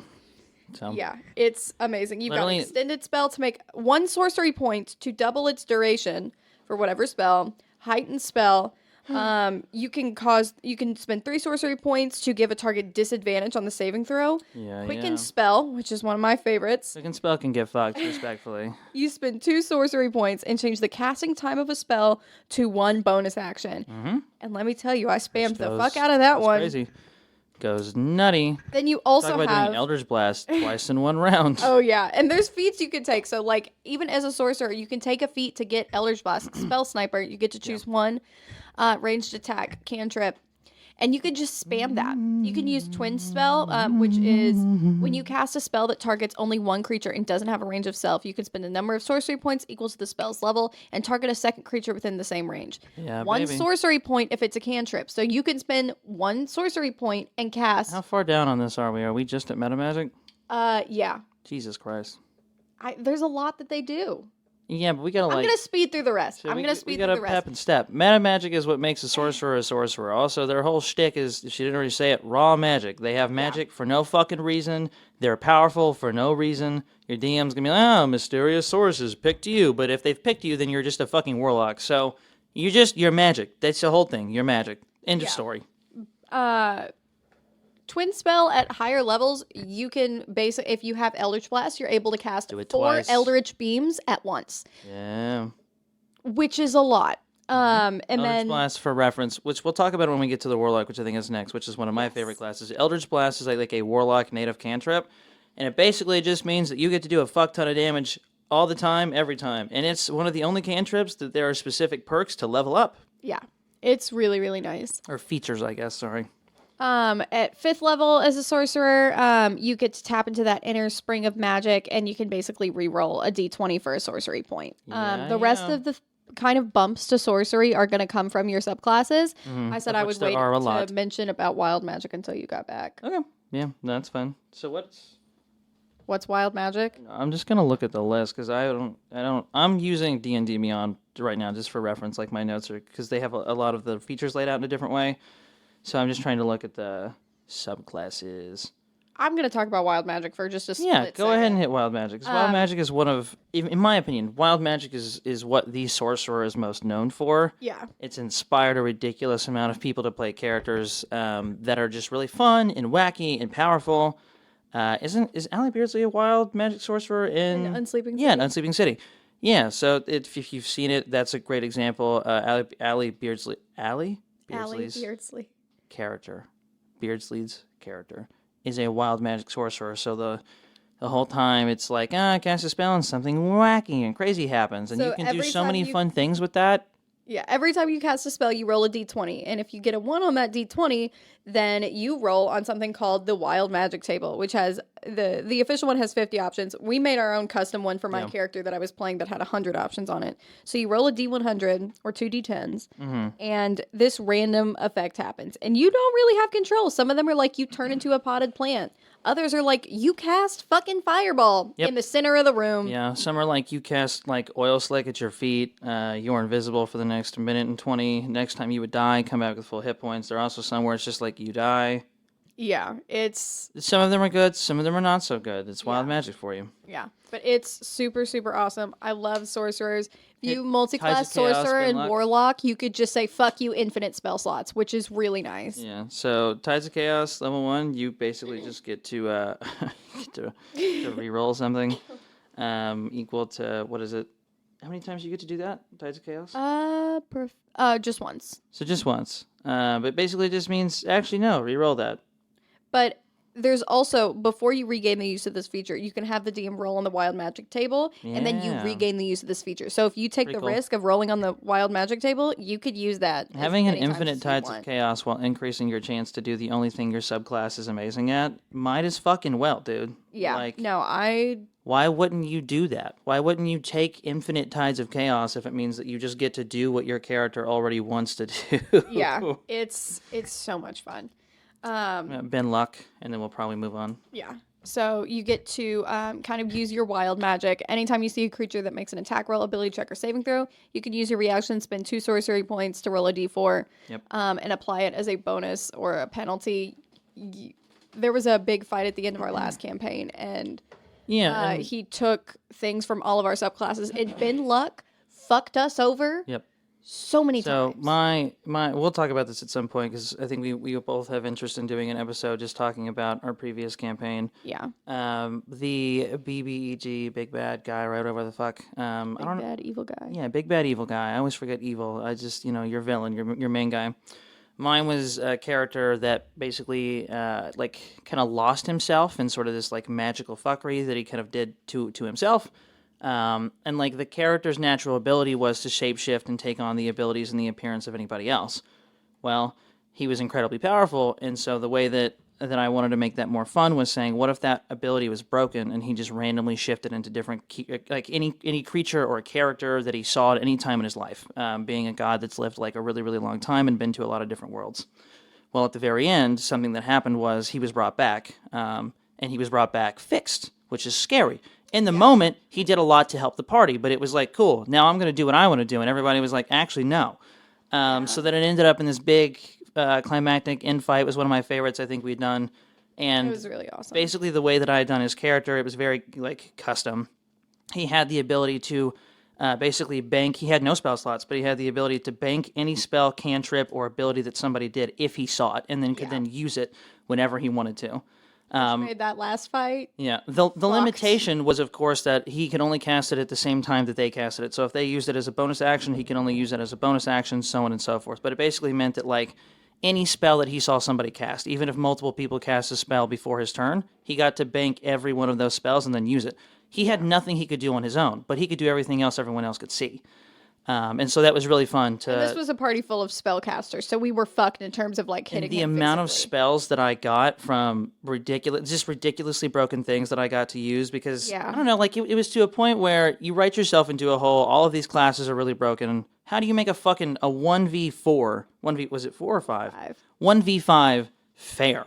And I was just like, well, what if he could just do everything they could do? Yeah, and it was really fun. We used disintegrate a lot during that fight. Which it was so fun. We stopped Disintegrate's using an real quick. absurdly broken spell. Yeah, it was really fun to like watch them figure out what was happening and being like, every time I use this, he uses it too. Yeah. Isn't that funny? That wasn't funny. And he still fucking lost. Yeah. Not hard, but he lost. He survived the fight because we chose to save a party member instead of kill him. Yeah, which was fun. But he died anyway. Or right. kind of died. Next, this is one of my favorite subclasses, Warlock. They're a glass cannon, and their tagline is, I love Cthulhu, insert any god or deity's name here. Demon fuckers. Demon fuckers, angel suckers. I mean, it's all of it, right? Like, truly, they do it all. Like, there's no deity they won't touch. So we talked about paladins already, and paladins are typically like this. They worship or they give praise to a traditionally very holy or like a good cause. Normally, I mean, there are some paladins that are like, oath of get fucked, and then they pick like a demon or something, and that's where the magic comes from. But you have paladins who are very like holy, and that's where they get the power from, and they channel it and they worship. Warlocks typically fall on the opposite side of the line, which is I'm going to make a pact with something incredibly powerful, usually a little evil, and that's where all of my magic comes from. So sorcerers, they have spell slots. Wizards, which we haven't talked about, right? Yeah, we haven't talked about wizards yet. No. Wizards have spell slots. Paladins, spell slots. Anything that's a spellcaster has spell slots, and it typically has a lot of them. Warlocks have some of the fewest spell slots in the game, but what they can do is every one of their spell slots is a certain level. So when you look at a sorcerer or a wizard, they're going to have like 3 first-level spell slots, 2 second-level, and 4, third level. I know that's not how it works, but that's how I'm saying it works for now. What Warlock says is, no, all of your spell slots are the exact same level, but you have fewer of them. So if you cast a spell that says at the 5th level you get an additional effect, you basically, every one of your spell slots is at the 5th level. So instead of having 3 1s, 2 2s, and 1 3, you just have 5 5th-level spells, which means every single thing you cast is going to be upcast if it has the potential to do so. Yeah. So the reason I call them glass cannons is because their whole thing is casting very few spells at a very, very high level. So at first level, they get what's called an otherworldly patron and pact magic. So they basically choose their deity or their essentially like their god, where their powers come from. They make a bond or a bargain. Yeah. So whereas paladins, it's usually, or even with clerics, it's more of a mutual relationship where it's like I give praise, they give me power. Warlocks are like, no, I'm going to literally put my name on a contract, and you're going to give me a ridiculous amount of power. You could, as a cleric or a paladin, you could go your entire life without actually meeting your your patron or whatever. Yeah, but warlocks, you're normally having conversations. Yeah, warlocks, you are like you met them. Some of the times you fuck them. And other times they're your dad. That's where like the multi-classing with Madison's character came in really cool, because like the warlock feature then allowed her to have that like pact magic and otherworldly patron, of which she had one. Yeah. And so it was a really cool like story moment to be able to tap into it. But anyways, so you pick your pact magic. That also means that you get like a couple of additional things. Cantrips, you have a ridiculously broken lineup of cantrips because you have fewer spell slots. So that's what the trade-off is. A warlock has half as many spell slots as a wizard, but they're all upcast. However, the way that they compensate for that is they give you cantrips. The number one broken cantrip in the fucking game is Eldritch Blast, and it's a warlock class specific cantrip. Yes. So you basically just make a ranged attack. You throw out basically, I like to call them force bullets because that's basically what they fucking are. You throw like little beams of force at people. And you can kind of say what they are, what kind of element you want them to be, but typically they're just like little bullets of fuck you. Yeah. And another cool thing about Warlock is that whenever you level up, your features give you access to things that improve Eldritch Blast specifically. Yeah. So one is doubling the range on Eldritch Blast. One is you can have it push people back since they're like force bullets. You can have it to where if somebody gets hit with it, they physically get pushed back. Sky's the fucking limit. My favorite is agonizing, which adds your charisma modifier to everyone in your charisma class. That's so nuts if you too. if you get a 20 in charisma, I get so excited about this class, I forget to talk about the basic stuff. They're a charisma casting or a charisma and/or wisdom casting class, but it's almost always going to be charisma. Because why the fuck would you pick? Why would you pick wisdom? Wisdom is for paladins and for clerics. Use charisma. Yeah.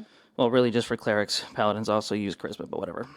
But yeah, if you have a Eldritch charisma invocations. of 20, then you can do Eldritch Blast does 1d10, so you could do 1d10 plus 5 on a single hit, and then as you get like higher and higher Eldritch Blast, you get to create more beams. And you can have them target different people too, which is really cool. So on one action, you can throw out like 3 different Eldritch Blasts. You can have them all hit the same person for a lot of damage, or you can have them hit 3 separate people. Yeah. Which is really fucking cool because you don't have to burn any extra spell slots or any sorcery points like you do with a sorcerer. You just get to do that because it's a cantrip. Yeah. And if you crit on one of those, it's so satisfying to kill people with Eldritch God, Blast. And it happens so fucking often, dude. Yeah. So the first character I ever played in a campaign was a warlock, and my DM is one of my best friends since high school, still one of my best friends today. He's in the campaign that I'm in, both of the campaigns I'm in right now.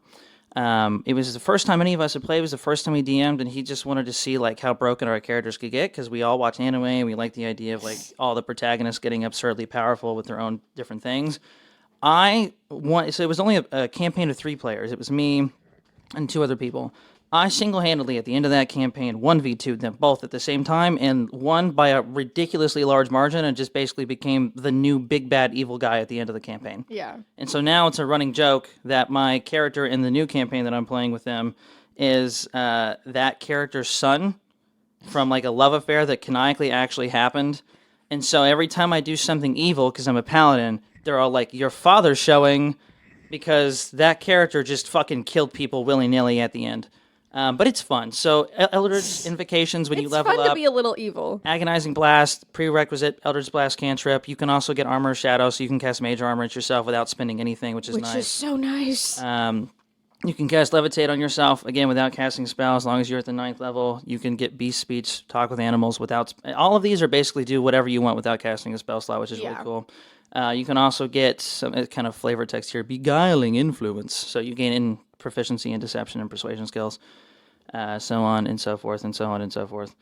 But yeah, you can also get what's called a Book of Ancient Secrets, which is another thing that makes Warlocks cool. So they basically just rip the wizard book and make it their own like unholy artifact. So you basically just get to put spells in that book to then use it later times. For fun. And I won't go on up there. Truly, the list of Eldritch Invocations is fucking long as shit. You basically get your own private catered list of features. Yeah. Which is ridiculous. It's so nice. And then you also get the pact boons, which are another bonus. Yep. Let's see, is there anything else to talk about? So basically every time you get to a certain level milestones, a lot of those are going to be like 2nd, 3rd, 5th, 7th, 11th, 14th, 18th, and 20.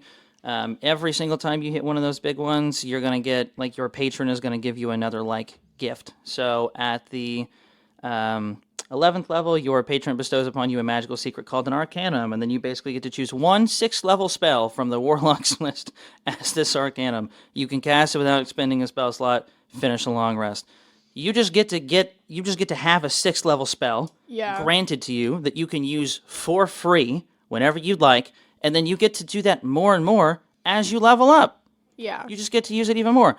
So for reference, at the 17th level, you get a 9th level spell, which is the highest they go. And for Warlock spells, the ones that you have access to with spell slots, the highest they can go is 5th, which is why it's so exciting to get the high level spell slots. When they just give them to you. They also do a fuck ton. 13th level, all of these are just going to be Mystic Arcanum. So that's the thing that just gives you more and more spells. And then at the 20th level, Eldritch Master, you can draw on your inner reserve of mystical power. while basically entreating your patron to regain spell slots. So you get to spend a minute basically being like, Cthulhu, please help me. I love you. You're great and amazing. And then they'll give you all of your spell slots back. Yeah.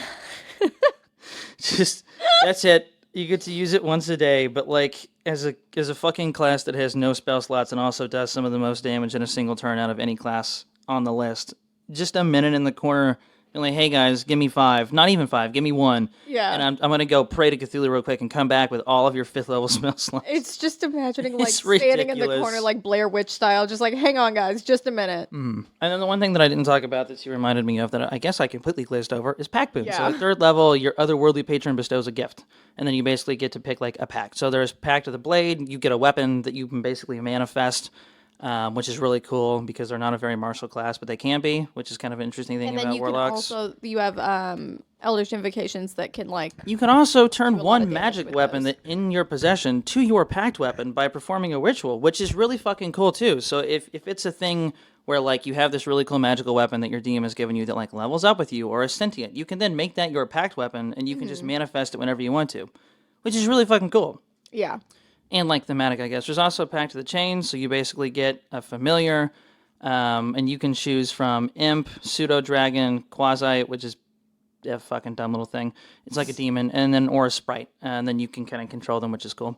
And then Pact of the Tome, which gives you a grimoire, and it basically has same thing. That's kind of what I was talking about earlier, where it's like there are a lot of rip-offs of the Wizard's spell book. Yeah. This is one of them.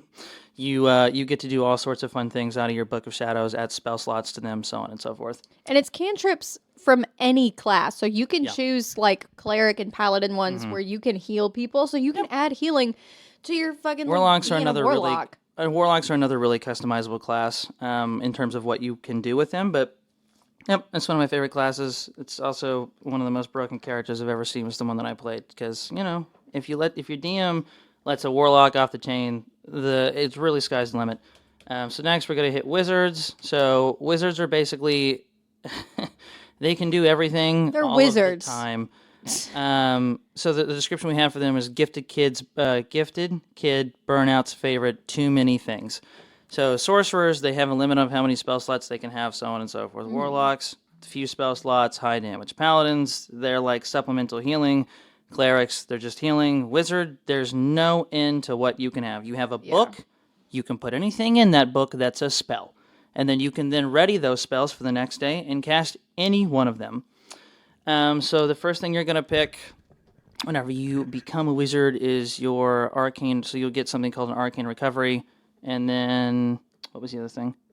Spell casting. So you cast with your intelligence, which is a fun thing to dump points into because just being that guy. Everyone that's else really smart. dumps intelligence. Yep, because I mean, there's no real reason Why for do you want to be smart? dump intelligence. I don't want to but be with smart. Wizards, yeah, your wizard usually is going to be the only like really smart person in the party, because they're the only person at the table that was incentivized to dump points into intelligence. Yeah. You get access to cantrips, same thing as anything else. So then you have your spell book, which is what makes wizards unique. So at first level, you have a spell book containing 6 first level wizard spells of your choice. Your spell book is basically where you keep all your spells. So the big difference between sorcerers and warlocks and wizards is that the other 2 spellcasting classes basically memorize their spells on their own volition because they're just that powerful or because their magic is granted them by a different deity. Like if you're thinking of warlocks, you're thinking of like Doctor Strange. I've made a pact with a person, I can cast the magic. If you're thinking sorcery, you're thinking more like Harry Potter bullshit, where it's just Naturally like, I just gifted. know this. But wizards are a little different. So wizards have to actually like study their magic and write down their spells. The thing that makes that special though is that the amount of spells they can know is like nearly endless. Yeah. So basically, when you go to rest, you do what's called preparing a spell. So you basically get to choose what spells from your book become your prepared spells for the next day, and then you can cast them and so on and so forth. They get a ridiculous amount of spell slots as well. They're the most locked in when it comes to your level spell slots, though. So they have like a lot of level 1s, a few level 2s, fewer 3s, fewer 4s, so on and so forth. So you're not necessarily casting really, really powerful spells, but you're casting more spells than anybody else in your party, probably combined.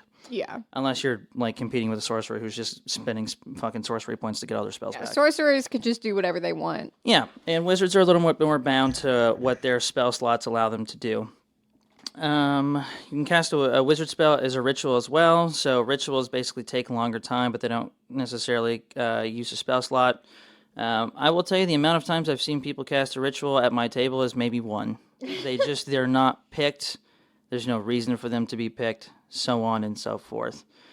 So yeah, wizard. It's called your spell book, so you can spend time copying a spell into the book. You can also replace the book if you want, which is fun. Or if you want to make a backup, because sometimes what your DM will do, or what a smart enemy will do, is try and steal the book or burn it. Yeah. Having a copy of that book then, or having an extra book on hand, Real nice. is really nice. Now, that isn't to say that, like, if you lose your book, you're now incapable, like, you have to go back and relearn all the spells. Your character still technically knows the spells. It just means that until you write them down in another book and then take the action to prepare them, you won't have any. Yeah. Except for cantrips. Except for cantrips, yeah. And the ones that you had already prepared the day before. So, one of the things is called Arcane Recovery, so you've learned to regain some of your magical energy by studying your spellbook. Once per day, when you finish a short rest, you can choose to expend spell slots to recover. So that basically means that your spell slots then can be used to like heal yourself and to gain other higher spell slots back. So it allows you, because you have so many, to then turn them into like bits of utility. Also at second level, you get something called Arcane Tradition, where you basically have to choose your school.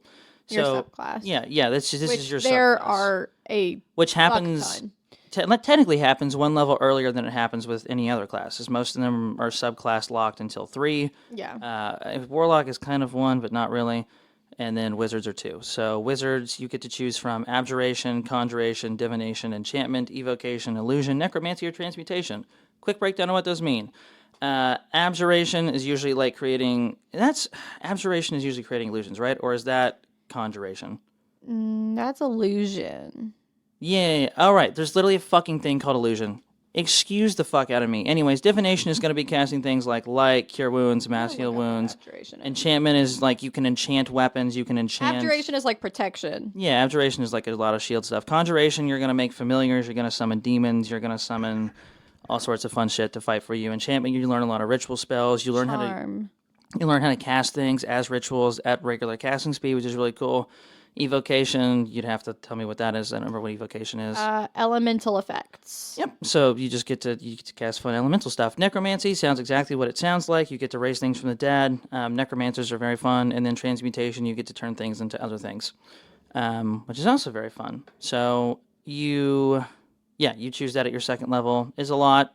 I'm sorry we don't have more time to go over the subclasses, but so many of them. There are a lot, and every one of those is going to give you a completely different list of spell slots. So then you get your ability score improvements, regular, same as anybody else. And then spell mastery, 18th level, you have achieved such a mastery over certain spells that you can cast them at will. So you can choose a first level spell slot, or a first level spell, and a second level spell. And then you can cast those at their lowest level without spending anything, which is kind of neat. And then essentially you can cast those higher as well. And you can switch them out.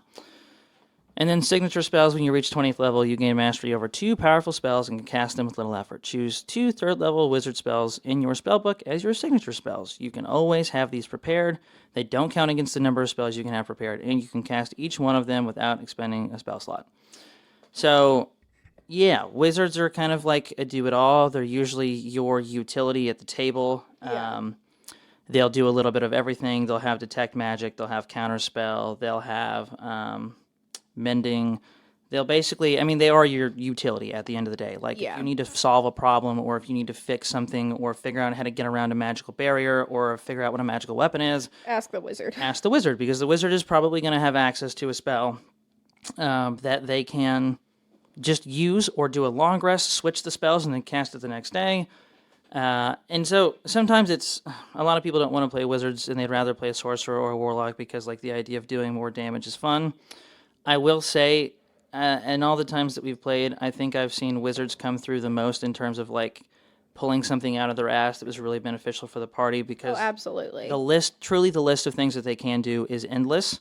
Warlock, endless damage, sorcerer, endless spells. Wizards, they know how to do everything. Yeah. And sometimes it's a little annoying to have to DM for a player that's like, I have an intelligence score of 20, I'm going to roll investigation and arcana checks every 30 seconds and never fail.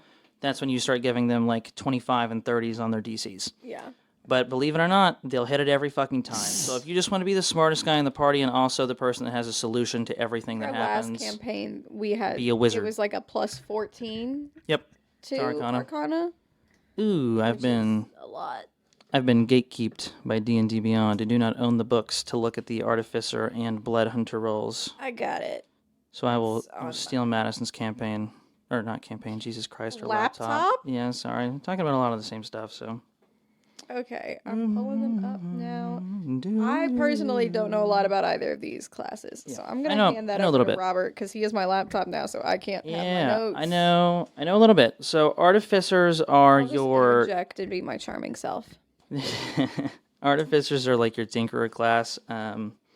Proficiencies, light armor, medium armor, shield, simple weapons. They can have access to Thieves' tools, Tinkerer's tools, anything tools related. Their saving throws are Constitution and Intelligence.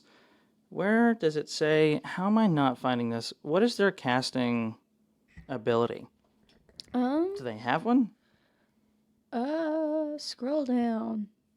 Spell casting. Jesus Christ, how am I this unprepared? I don't see. All right, we're gonna Google. We're gonna Google real quick. Googling live. What is an artificer's? You all hear the clack of the keyboard? Spell casting ability. Intelligence. Holy shit, it's another intelligence-based class. I'll be damned. I'll say, logically, I should have come to that conclusion. You would think. We so should have figured that they're out. Tinkerers. That's their whole thing. It says right there. Oh, Jesus. It says on Sorry, it was literally in front of me, but because D&D Beyond was gatekeeping its information, I didn't read the screen, and the little thing I have literally says primary abilities intelligence. I'm so sorry. First level, you've learned how to invest a spark of magic into regular objects. To use this ability, you have to have Thieves' tools or Artesian tools in hand. And then you can touch a tiny non-magical object as an action and give it a property. So you can make it glow, which is kind of funny. Whenever tapped by a creature, the object remits a recorded message. So you can program messages into things, which is kind of cool. Object continuously emits your choice of an odor or non-verbal sound like wind waves chirping or the like. Which is funny. You can just fuck with people, or you can just make things stink. It's like prestidigitation, but you put it on a rock. Yeah, and then a static visual effect appears on the object surface. It can be a picture, up to 25 words of text, line, shapes, or a mixture of these elements. So basically, at the first level, you just get to do fun, random shit with random objects that are non-magical and tiny. Which, if you don't have something called Ascending Stone, which basically allows you to talk to people wherever the fuck you're at as long as the other person has one, this is a fun way to pass messages back and forth if somebody also doesn't have the ability to telepathically talk to passing notes on a rock. Yeah, you can just I love the idea of having multiples of these rocks on you at all times, and then whenever you need to say something in combat, throwing that particular rock, taking the time to open your pouch and look for the right rock that says help and throwing it at your teammate. That's very funny. Hits them and it just says help. Anyways, sorry, I think I'm funny. So the biggest difference about the Artificers compared to a lot of other spellcasting classes is that their tools are required to do their spells. Because every one of their spells basically is like them with a hammer and a piece of metal. They tap it, it goes. Yeah. They have their own cantrips, which is also really cool. They have their own Artificer spell list, like a lot of other things do. So they also prepare spells like every other spellcasting thing, whatever. You can cast an Artificer spell as a ritual. If the spell has a ritual tag and you have the spell prepared, that basically means that you can cast it without needing its spell slot, which is kind of cool. Second level, you've gained the ability to imbue mundane items with magical infusion, turning those objects into magical items. And then there is a list of infusions. So, at the third... Well, I'm not going to go over the infusing of an item, but you basically get to give them different properties. So the infusion also it disappears after a number of days equal to your intelligence modifier. You can infuse more than one thing, blah, blah, blah, blah, blah, blah, blah, blah, blah. Yeah.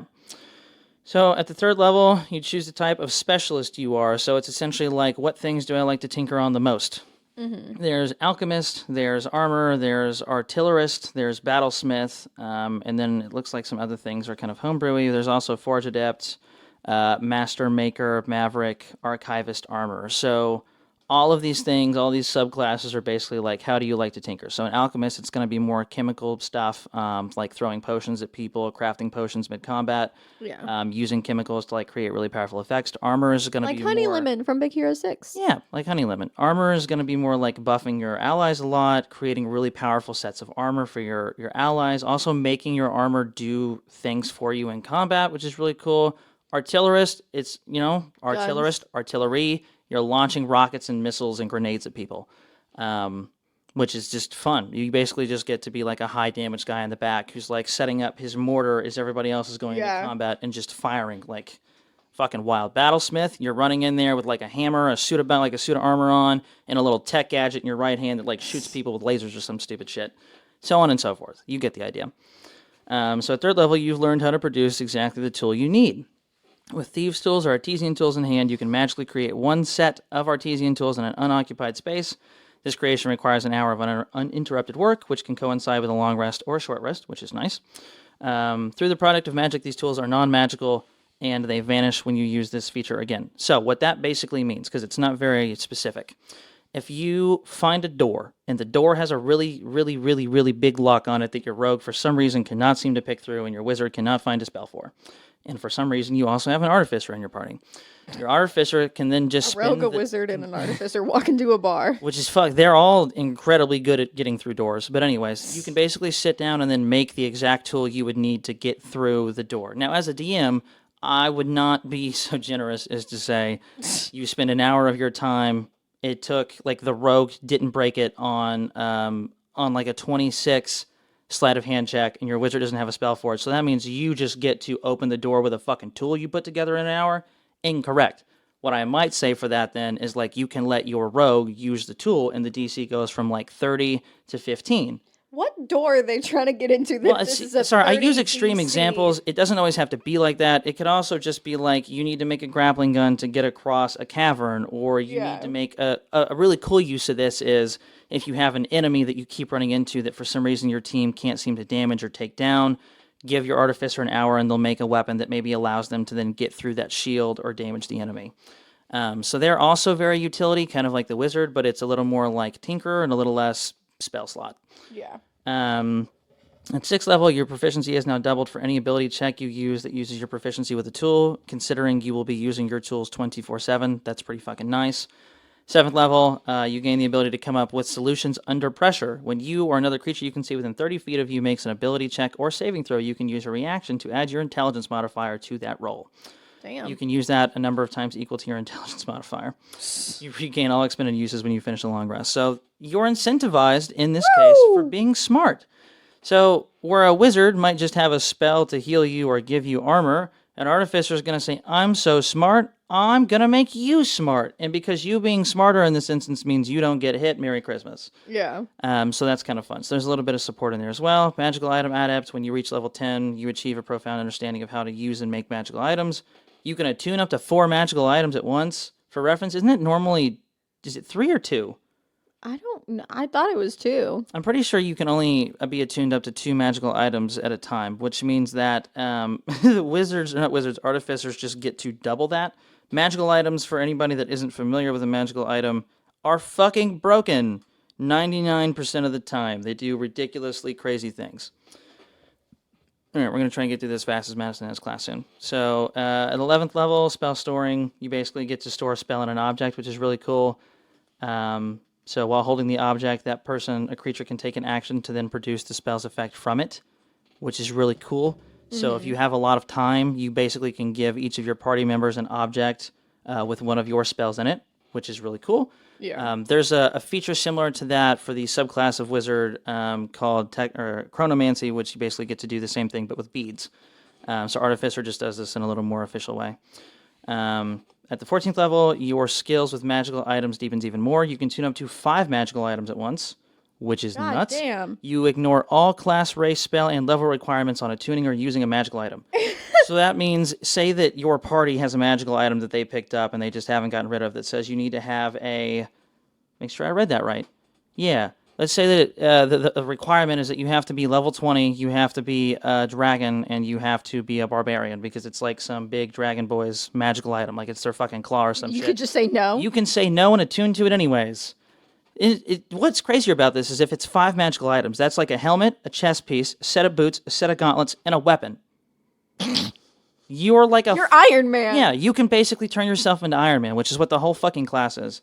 Starting at the 18th level, that number goes up again. 6 magical items at once. You're now dual wielding 2 magical items in both hands and have a full set of magical armor. It's like magical nunchucks. 20th level, you develop a mystical connection to your magic items, which you can draw on for protection. You gain a +1 to all bonus saving throws per magic item you're currently attuned to. So if you're attuned to 6. So 6 +6 to every saving throw. Every saving throw, because you've magically attuned to 6 of them. And let me remind you that the artificer can make magical items. You don't even have to find cool stuff. You can just turn rocks into magic items and then have them on your person and spend the time to attune with them. And then just get a +6? And then just get a +6. I have 6 magical rocks. I'm good friends with all of them. They all say different things. I have a +6. Fuck you. You might have to work with your DM a little bit because the artificer abilities doesn't necessarily make them do that exactly, but I would allow that to happen.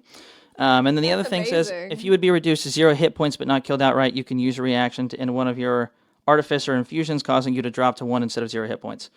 So let's say you have do that for every you have 6 infusions out on each item you're wearing. Every time somebody tries to knock you to 0 and not outright killed, you can say, nope, 1. Next item, nope, 1. Up to 6 times. You just get to nope your DM's damage 5 different times. That's fun. Yeah, honestly, I kind of want to play an artificer after reading this, because that sounds so fun. So do I. That sounds sick as hell. All right, next and the last thing to get through very quickly is Blood Hunter. Shout out We're going to skim this one. Critical Role, I'm pretty sure, are the ones that came up with Blood Hunter. If anybody has seen the Witcher series on Netflix or played the games, they're Witchers. They're monster hunters. They like using silver weapons. They like hunting monsters. They get their fighting style. They're kind of like a fighter spinoff, but we're given their own class because why the fuck not? Yeah. Let's see here. Constitution, reading through things. Alchemist supplies, saving throws, or dexterity and intelligence. Again, is interesting. Equipment, martial light or 2 simple weapons, a light crossbow and 20 bolts or a hand crossbow. Leather, armor, explorer's pack. So they have one of the most stacked equipment lists out there. They get a lot of things. First level, Hunter's Bane. You've survived the Hunter's Bane, a dangerous, long-guarded ritual that alters your life. It's basically the Witcher thing where you give them a bunch of poisons, and if they don't die, they come out big and strong. Same thing with Halo and all the other fucking games and magical series that are like, oh, you survived a hard thing, you're crazy now. Same shit. So Hunter's Bane also... So basically what that does is you have advantage on wisdom/survival checks to track fae, fiends, or undead, as well as on intelligence checks to recall information about creatures. Hunter's Bane also empowers your body to control and shape Hemocraft magic, using your own blood and life essence to fuel your abilities. Some of the features require your targets to make a saving throw to resist this effect, whatever. So basically they get access to what are called Hemocraft spells. They use their own life to then cast spells, but those spells are really, really cool. So at the first level, on top of that, you also get something called Blood Maledict, where basically a blood curse. And I'm not going to go over the blood curses because there are also a lot of them, but it basically just means that you get to cast curses for free. And then you can amplify them. So this is where the Hemocraft things come in. You can then use what are called Hemocraft die or take necrotic damage to then empower those curses to a further level. So it allows you to upcast kind of like the warlock, but at the expense of your own life. Which, if you're a healthy character, who the fuck cares? You get the same thing. Max out your con. Max out your con. Max out your con. Stab yourself. Fighting style. Same thing with fighters, 2nd level, archery, dueling, great weapon fighting, 2-weapon fighting. Y'all understand where it's going. Crimson Rite, 2nd level, you learn to invoke a rite of Hemocraft that infuses your weapon strikes with elemental energies. As a bonus action, you can activate any rite you know on one weapon you're holding. It lasts until you finish a long or short rest. When you activate a rite, you take necrotic damage equal to 1 roll of your Hemocratic die. So, I don't understand a whole lot about this class. This is the first time I've read a lot of it, but from my understanding, a Hemocratic die is something you get additional to, your hit die. So you can roll your Hemocratic die instead of taking necrotic damage, or it looks like, in some cases, when you roll that die, you take damage equal to what it rolls. That's cool. So some of the rites you can perform on your weapons, your rite damage is fire, cold, lightning, necrotic, psychic, or thunder. It looks like the last 3 are locked at the 14th level, but what that means is that if you find out a lot of creatures that you're going to fight, even humans, are going to have some sort of vulnerability or weakness. And if you roll, which it looks like this class is very geared towards finding out what that is very quickly and with advantage, you can then perform your rite to give your weapon the kind of damage that creature is vulnerable to. That's nice. So it basically, you're a monster hunter. So the whole idea is that you know what you're fighting, and if you don't know what you're fighting, you're going to figure it out very quickly and then adjust your abilities and your weapons to then kind of be able to fight that thing. At 3rd level, you commit to an order of blood hunters. That it guided you through your life, blah, blah, blah, blah, blah, blah, blah. Ghost Slayer, Lycan, Mutant, Profane Soul. I'm not going to go and read them all. It sounds like Ghost Slayer. You like to hunt ghosts. It sounds like Lycan. You probably are a werewolf or imbue yourself with some sort of werewolf powers. Mutant, same thing. Profane Soul, probably something like more heretical or some shit like that. They get an extra attack. Again, they're fighters, but a different class. Brain of Cast Digitation, 6th level. When you damage a creature with a weapon for which you have an active Crimson Rite, you can channel Hemocratic Magic to sear an arcane brand into that creature with no action required. You always know the direction to the branded creature as long as it's on the same plane as you, and each time a branded creature deals damage to you or a creature you see within 5 feet, the branded creature takes psychic damage equal to your Hemocratic modifier. So basically, you hit somebody, you don't want them to get away. You brand them, you sacrifice some of your health. Anytime they hit you or somebody else, they're going to take damage equal to your Hemocratic dice. Or you can basically just track them forever as long as they don't plane shift. God damn. Yeah, you're a monster hunter. Grim Psychometry. When you reach the 9th level, you gain a supernatural talent for discerning the secrets surrounding mysterious relics or places touched by evil. When you make an intelligence/history check to recall information about the sinister or tragic history of an object you are touching or your current location, you have advantage. And then it says, at the DM's discretion, a suitably high roll might cause your character to experience brief visions of the past connected with that object or location. Another fun Witcher feat. Truly, this is just The Witcher. Somebody wanted to play The Witcher. Which makes sense. Critical Role, it's high fantasy stuff. So basically, you get to say, I want to know what the history of this object is. You touch it, you roll a natural 20. You get to see everything that happened with it, which is really cool. Damn. 10th level, Dark Augmentation. The magic of Hemocraft suffuses your body to permanently reinforce your resilience. Your speed is upped by 5 feet. You have a bonus to strength, dex, and constitution saving throws equal to your Hemocratic modifier. It's cool. Brain of Tethering. Starting at the 13th level, psychic damage from your brand of Cast Digitation increases to twice your Hemocratic modifier. Additionally, a branded creature cannot take the dash action, and if it attempts to teleport or leave its current planes by any means, it takes 4d6 psychic damage and must make a wisdom saving throw. On failure, the attempt to teleport or leave the plane fails. So, my understanding of this class so far is you know how to kill creatures, you lock in on one particular creature, you hit the shit out of it by casting your right to know what vulnerability it has, and then you brand it so that if that motherfucker attempts to leave or hit you or do anything you don't want it to do, Motherfucker's going down. Incorrect. It's not going far. 14th level, Hardened Soul. You have advantage on saving throws against being charmed and frightened. It's kind of a 14th level spell, or 14th level feature, but we'll take it. And then at the 20th level, Sanguine Mastery. Your mastery of blood magic reaches its height, mitigating your sacrifice and empowering your expertise. Once per turn, whenever a blood hunter feature requires you to roll a Hemocraft die, you can re-roll the die and use the other. Additionally, when you score a critical hit for a weapon of which you have an active Crimson Rite, you regain 1 expended use of your Blood Maledict feature. So basically what the 20th level feature allows you to do is it ties in a lot of your other abilities so that you can gain things back when you hit things by using things that you use as the class. Mm-hmm. So you basically kind of get to like put your character in sort of a loop where you get to do a lot of your powerful magics for hitting people.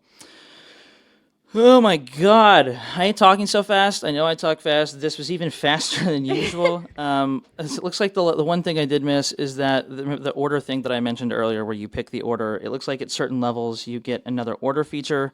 I didn't feel like clicking on the link to then go and read what the orders were because we don't really have the time for it. But you basically get bonuses for having a subclass like every other class. Hell yeah. And with that, 10 minutes before Madison has to go to class, I think this is probably our longest episode. If I had to guess, we're close to an hour and 40. I think we might be at 2 hours. Yeah, let's take a gander real quick if this fucking Mac wants to work. What are we at? Does it say? Hour 53. Hour and 53. We're almost at 2 hours. Woo! There you go, Dakota. Our roommate has been like, man, you guys should do longer episodes. Why aren't you doing longer episodes? Because we didn't want to bore fucking people with like 2 hours of content. But I guess depending on how well this goes, maybe we'll start doing more 2-hour episodes. It just kind of depends on what you guys like. If not, we'll drop back to closer to an hour. Can you believe that we thought about trying to make these 30 to 40 minutes in the beginning? And then our first episode went to 45 minutes, and we were like, okay, I guess we're shooting for 45. And then it went to 50, and we were like, okay, I guess if it's under an hour. And then it went to an hour and 10, and we're like, well, I guess if it's not that far over an hour. This is 2 people with severe time blindness. Yeah. Another heads up: this this episode might have some weird audio mixing. The first half of it might be a little quieter than the second half of it. Somebody's also complained, shout out to Dakota, that our episodes are too quiet, even though I have turned the audio on this bitch all the way up. So the first half was recorded with everything turned down. The second half was recorded with everything turned up. So if it's a little odd, blame him. I'm not going to dox him and give out his last name, but it's his fault. No, do give You us made that criticisms and You like made that suggestions. decision, Dakota. Okay, give us feedback. This isn't That to will say that we help don't like improve feedback. everything. Feedback is nice. It's just Don't be scared away from it because Robert's yelling. I can rag on my roommate because I live with him. I will not rag on you if you send in a criticism or a suggestion or so on and so forth. Speaking of which, please do that. Send in suggestions, topics you'd like us to cover, so on and so forth. But with that, we're going to go ahead and end. Thank you all for tuning in to our longest episode. We will see you next Thursday. Table Not talk. quite sure what the theme is going to be yet. We're going to figure that out when we get there. Yep. Probably more about character creation stuff. Don't worry, we'll hop off the wagon eventually. But Oh, yeah. for now, we're stuck on it. So, again, thank you for tuning in. We will see you later. See you guys.